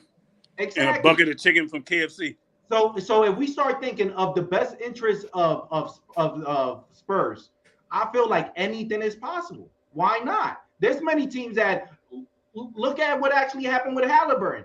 Who in the right mindset thought that the Kings was about to trade Halliburton before they traded Fox? So how you still playing? Sacramento's so a you poverty giving Leon Rose franchise. credit? Why Leon Rose didn't get him? Say it again. You giving Leon Rose credit? Why he didn't get Halliburton in? The front office said they weren't aware that he was on the trading block. That's what I'm saying. You That's just the said word that Leon came out. Rose is this. Leon Rose is that. He didn't even get who he got for. Who did he do? What did he do? I'm not gonna be like a Casper the Friendly Ghost. That's what. Yeah, but I'm not gonna be like this year or this season. I'll give it out like Julius Randle said. Just throw everything. Julius Randle ain't a bad move. Nah, don't quote nothing, Julius. That ain't a bad move for them because you get him out of the spotlight. You get him closer to home, he'll be motivated. And you send whatever else they're trying to get, because Ray brought it out. All them picks we got, hey, them groceries gonna go spoil. In the words of my man Uncle Freezy, you gotta spend them groceries you gotta use them groceries at some point. Yeah, at some point. Randle, don't be Danny Ainge. You can't be get Danny that point Ainge, guard bro. you need. And send another player. But you just better be careful who you send up out of here. But I tell you this, at that point guard position again with Dame, I'm gonna have to run. I'm gonna say this. My fear with getting the Damian Lillard is we doing the same thing and expecting a different outcome. And the reason why I say that, we going back to getting a player that is so gifted offensively, but his defense stinks. Yeah. And I know one thing, every night your offense don't show up, but your defense is something you can control. And if I got a player that can play defense and can run an offense and get me maybe 12, 15 points at that point guard position, but he can cause some problems, be a roadblock, that's the player I want. Because we see, I keep going back to Fournier. When Fournier ain't hitting, what use is Fournier on this team? And with that, hey, fellas, y'all have a good one, man. And I'll holler at you. Hi, bro. Take it easy, brother. Yeah, man. And I want to. Oh, God, my bad. Hey, Hallwell, I got something. The 2 minutes or less. Okay. Javon Carter is an excellent defender in this league, right? At point guard, at the point guard position. Excellent defensive point guard. Patrick Beverly, excellent defensive point guard. They ain't won nothing. You telling me I would trade Javon Carter or Patrick Beverly for Damian Lillard or Steph Curry, who are excellent offensive players? I was about to say, I feel you, and that's why I'm coming with it. And to piggyback off of what you guys are actually saying, don't we have a defensive guru for a coach? So why would we need to go all out for this supreme two-way defensive player if he's got the schemes in his bag that makes us defensively competent? I'm throwing a question out there only to say, listen, I understand the point of getting this two-way play, and I got to get this super defensive. But even before I get to that point, the whole DeJounte Murray, we seriously need to get off that boat. San Antonio Spurs are not trading their young franchise. You know how hard it is to get a point guard, much less this guy just became an all-star, you are giving up the house to get DeJounte Murray, even with his really, really great contract that he still is going to be on for another year or two. I don't see that as a realistic goal. But you know what I do see a realistic goal is? Damian Lillard. That is a realistic goal. Donovan Mitchell, possibly. I mean, you got to kind of see what Utah, how they implode. You know, for the XGA, it depends if they get a top 5 draft pick, because then they can look at the Knicks and go, okay, you know what? You may not have to give me 3 picks. I just want 2. Give me your Dallas pick and your 2020. I don't need 3 firsts. You can I just need 2 give me 2 firsts. Give me 2 firsts, and then instead of 1 second, give me 3 seconds. Right. So they'd be willing to negotiate. Yeah, and that's just my point. Listen, we're going to go back and forth about what kind of impact player we want, whether that's a young ascending or an established veteran. I'm going with the established veteran because my confidence is filled with stars. I need to make a dent in how we compete, and not to mention, most of the Knicks fan base is talking about we need a closer. Who's a bigger closer than Damian Lillard? I agree. I agree on that. But he ain't won nothing, though. He ain't won nothing. No, but all he's ever done in his career in Portland is drag that team to the playoffs. That's all he's ever done. And then he wants to come to where right now the Knicks are not winners. You think he's going to want to come here? Try to build it? I want to answer that, but let me do the super chat real quick. Paris Ducker, thank you for the generous contribution. Paris Ducker says, quickly will be the first young guy who will step to Randle about his BS attitude. Quickly is this right. alpha. Once he understands the PG, he's it. Randle. Right. And so just let me say this real quick about the Damian Lillard, though he's played for one team, that team has 3 different iterations of it. Right. So there was the Damian Lillard, what's the LaMarcus Aldridge look, and then it was the Damian Lillard, Allen Crabbe, all them guys look with Caleb Swanigan and all them guys, and then it was the Damian Lillard, CJ McCollum, Gary Trent, that era. So even though Lillard has been there his entire career, the team looked different 3 different times.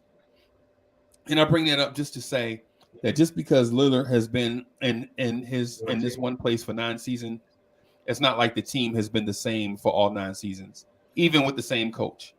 I just want to point that out. So a quick question to everybody. Yeah. Who do you think that the Knicks needs to trade more of an asset, either for DeJounte Murray or Dame Lillard? Who's going to ask for more? San Antonio Spurs. Easy. Yeah, Spurs. Easy. Yeah. Easy. Because the thing is that even for the primo backup that quote unquote makes that makes Murray. Primo plays a different position. Primo plays a different position. Yeah, he doesn't make Murray expendable, in my opinion. Like Simons makes Dame somewhat expendable. Somewhat. And that's somewhat. Right. Okay, wait a minute. Hold on. So we're talking Lillard. Okay. What? Okay, you're the GM. Okay, what are you going to give? What's the offer? Yeah, do the trade. What's the offer? What are you giving up? Yeah. Don't put him in that position. So the thing is I'm giving them Randle and Fournier off the rip, right? If you don't take this, we ain't doing no deal, right? Wait, Randle and Fournier. Okay. And it's because I want to make the money match. Because I want to make the money match. All right, I could hear that. That's right.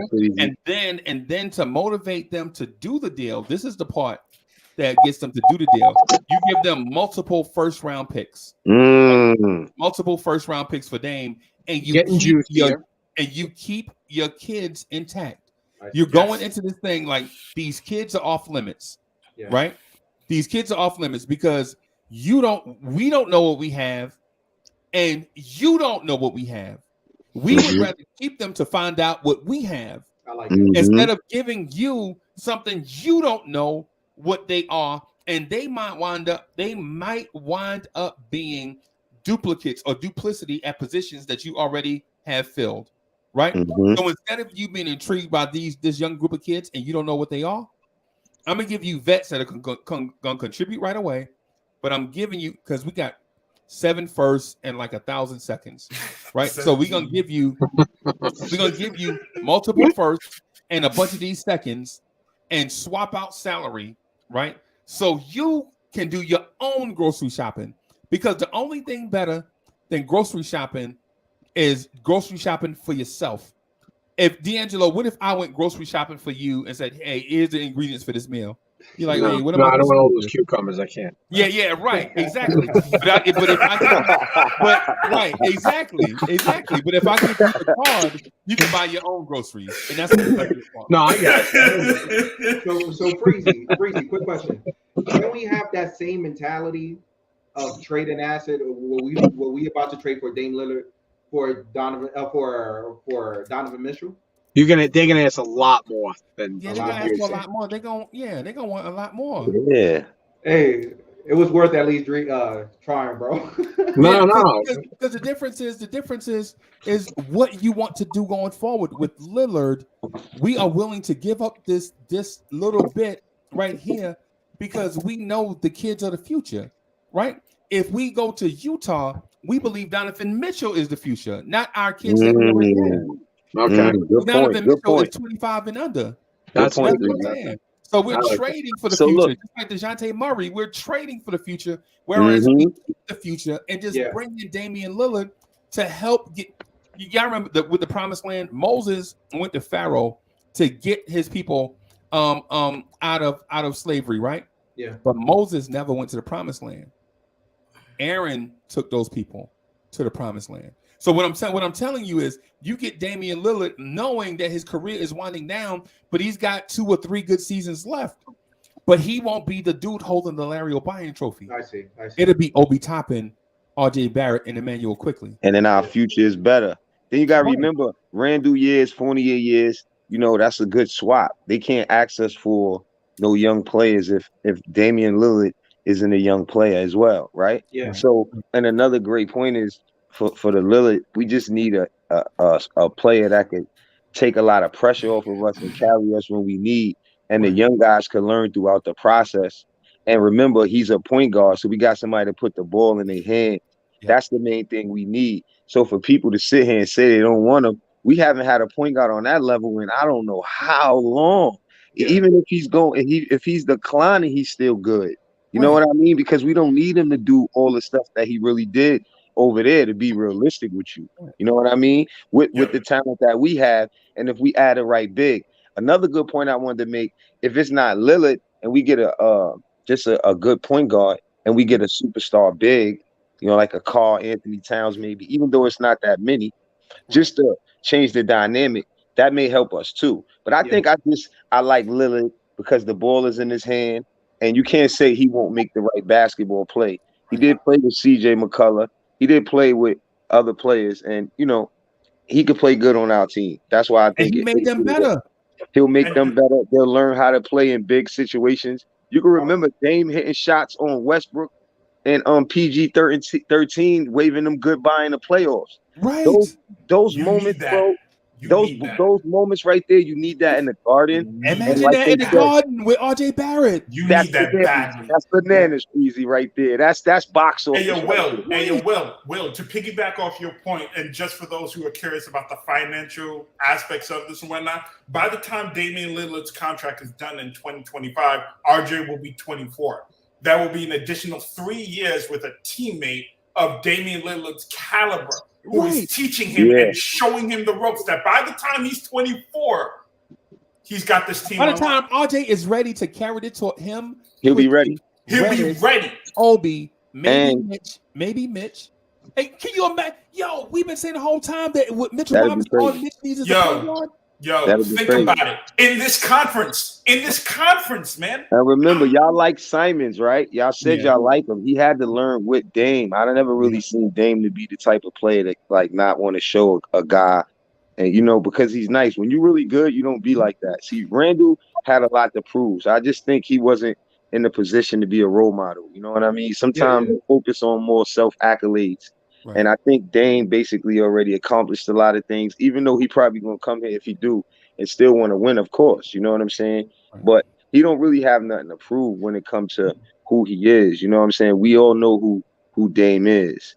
And if you see him coming up the court in Madison Square Garden, It's a wrap, bro. Bro, it's Yo, I'm just letting y'all know that it's a You wrap. know bro. what? You know And I don't what? want to hear none of y'all talking crazy if it go down because y'all wasn't with it.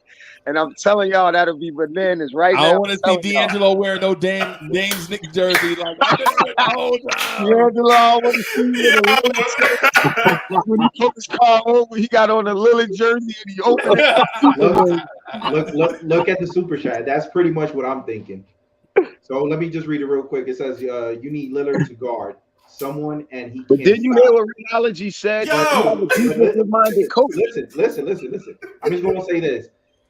We could get let's say, all right, we all in the same boat. We want Lillard.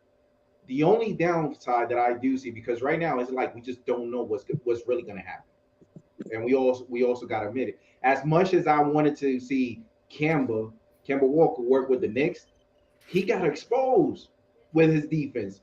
And yeah, he could hit one night on a night 30 points, even 40, but he was a negative 29 because on the defense he wasn't doing as much. So I just like those are things that we also got to think. Just because of his offense, and also not every night he's going to be shooting the way Lillard is known for. He's not going to be shooting those nights. So what is he actually going to give on the floor that is going to contribute on the other ways? So Harwell, you actually said a good point. Like I'd rather, like you said, all right, we could get a cat and somebody mediocre to a better caliber point guard. I will do that a little bit even more, just because at least defense, I don't need to be worrying about it. Knicks is known for being a defensive team, or used to be known for, and I'd rather keep it that way. But as well, we just don't know what Dame Lillard is really going to do on that offense. All right, let me ask you a question. You just compared Kemba Walker to Dame Lillard. That's what you just did. Number one. Yeah. Number two, you tell me the last point guard we had that's on the Dame level. Yeah, but Dame Lillard. No. Answer my question. I am answering, but if you don't give me time, I can't answer. Like I'm just saying that Dame Lillard, he's not 27. No. I said, name me a point guard that we had since on the Dame Lillard level. That's all I asked you. Yeah, but I'm answering in another way. I'm saying he's not 27. If he was 27 in his peak or getting there, at least I'll be like, we don't have it. If he's 27, Portland wouldn't have I said, name a point guard that the Knicks had on a Dame Lillard level right now, or last season when you seen him play, or ever. All right. So let's get Dame Lillard. But if that's the case, see, that exactly. Happens. So you can't name one. So before you start saying a Kemba, hold on. Before you start saying a Kemba Walker example, right? Kemba Walker and Dame Lillard is way off from a comparison, bro. That is like so far off, bro. You can't do that. Number one, because Kemba Walker knees wasn't right. We knew that when the season came in. Nobody's talking about Dame Lillard because he shoots not as well this season before he got hurt than all the previous seasons. That happens in basketball. He's not a Westbrook, or he's not. You can't say Dame Lillard is Dame Lillard. Let's just be clear about that, right? And when we have a point guard problem, we can't sit here and talk crazy about Dame Lillard, bro. But we never had you just couldn't name one. If you can't name one, you can't just say somebody's name on that level like that, bro. That's all I'm saying. Hardwell.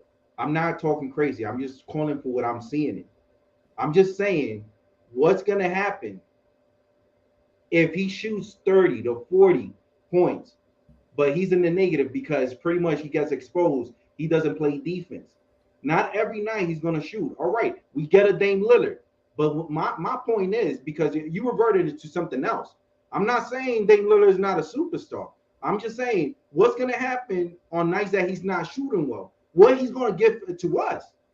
And you pretty much focus, but he's the Dame Lillard, and name me somebody that isn't Dame Lillard caliber. What happens what happens on nights when Kemba Walker ain't shooting well, or Emmanuel?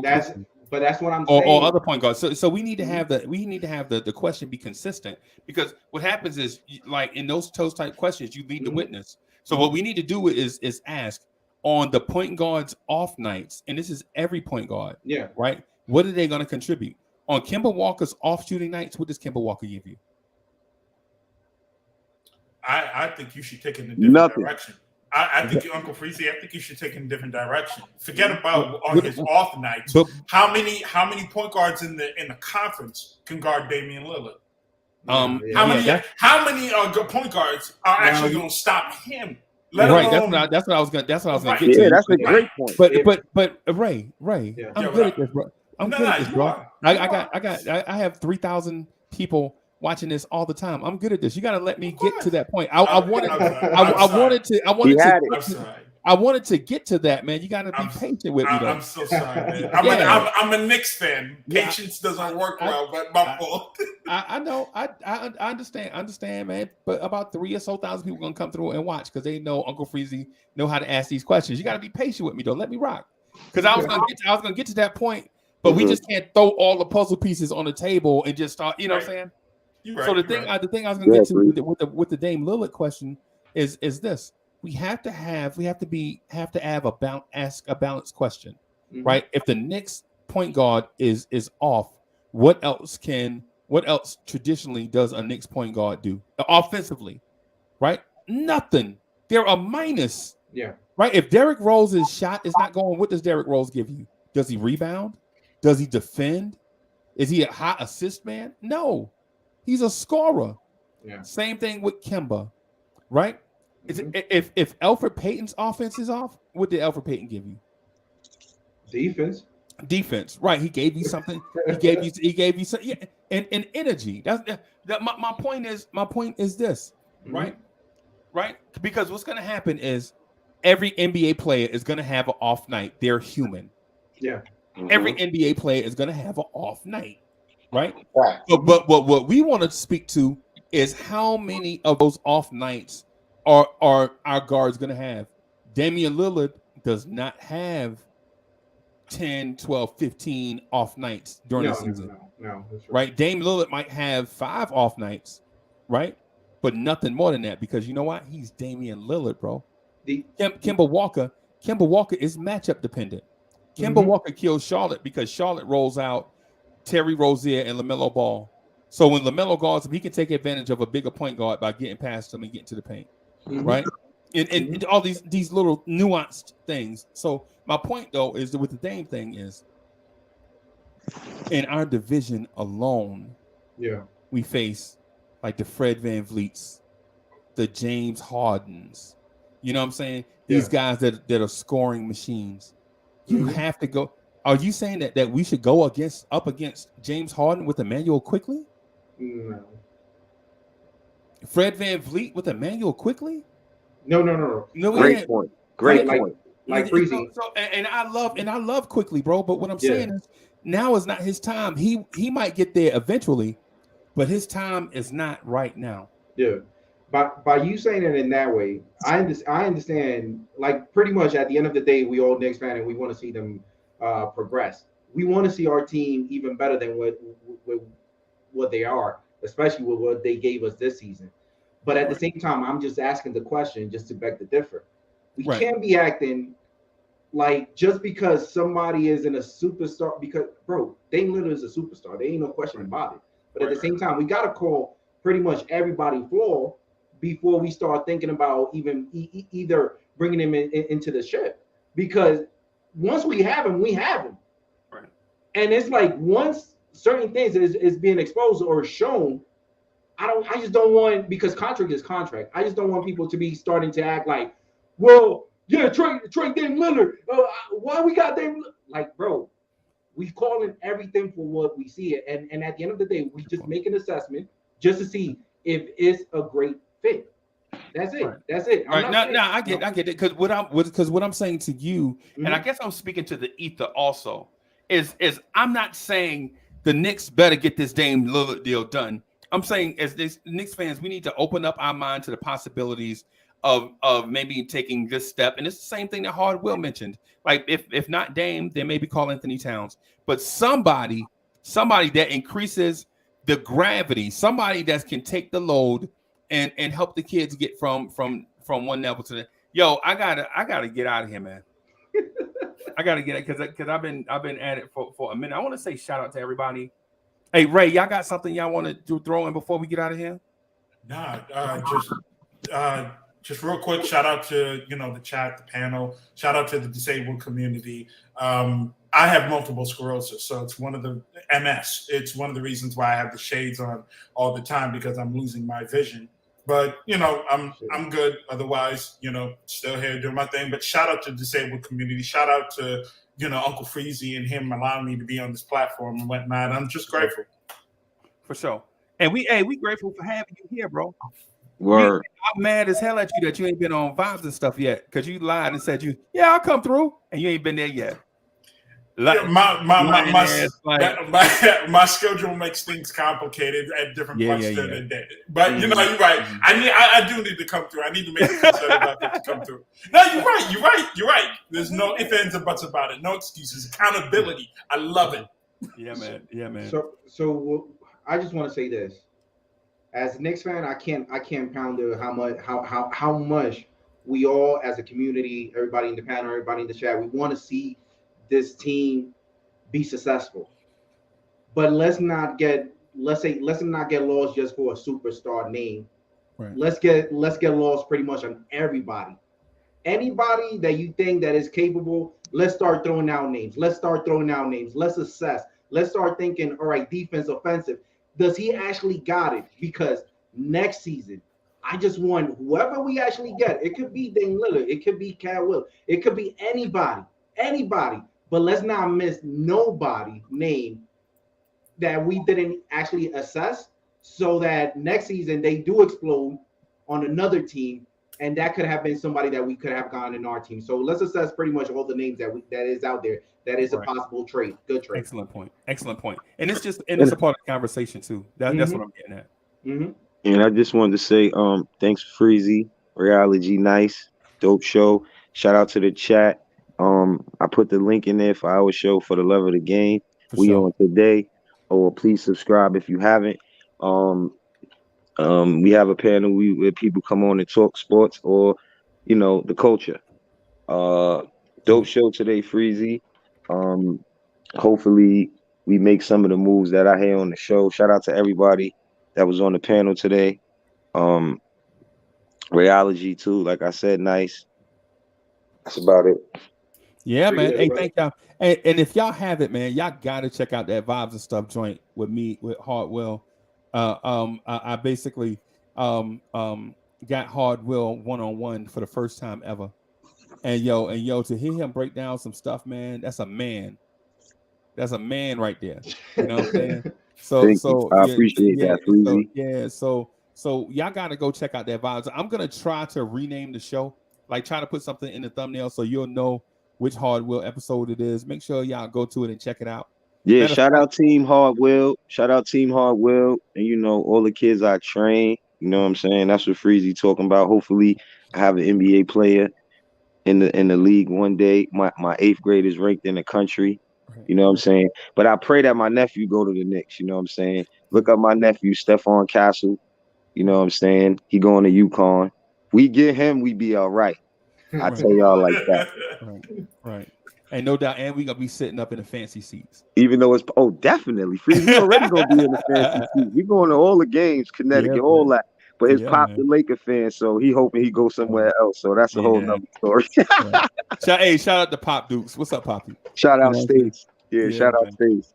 All right, so Hardwell, I might just clip it. I might just clip that and then put it. I'm gonna come back on there too and kick it with y'all. Yeah, man. I told you, man, we family, man. I just popped in. It ain't like no, you know what I'm saying? I know people want to hear some of the stuff, but I feel when we talking, we just talking. So I'm gonna pop back in there. Yeah, no doubt. You know you invited, bro. You already, bro. With Vibes and stuff, when Vibes and stuff, we don't have the open invite like the. I know it's a closed link. You gotta be VIP. You gotta be VIP. You gotta know what Ace of Spades is in order to see reality. If you ain't getting invited over there, you better go. It's not even nobody get invited over there, bro. He's trying to tell you. He's trying to tell you to come because the panel don't even be having them. It's just him and my other guy. Chuck Allen. Yeah.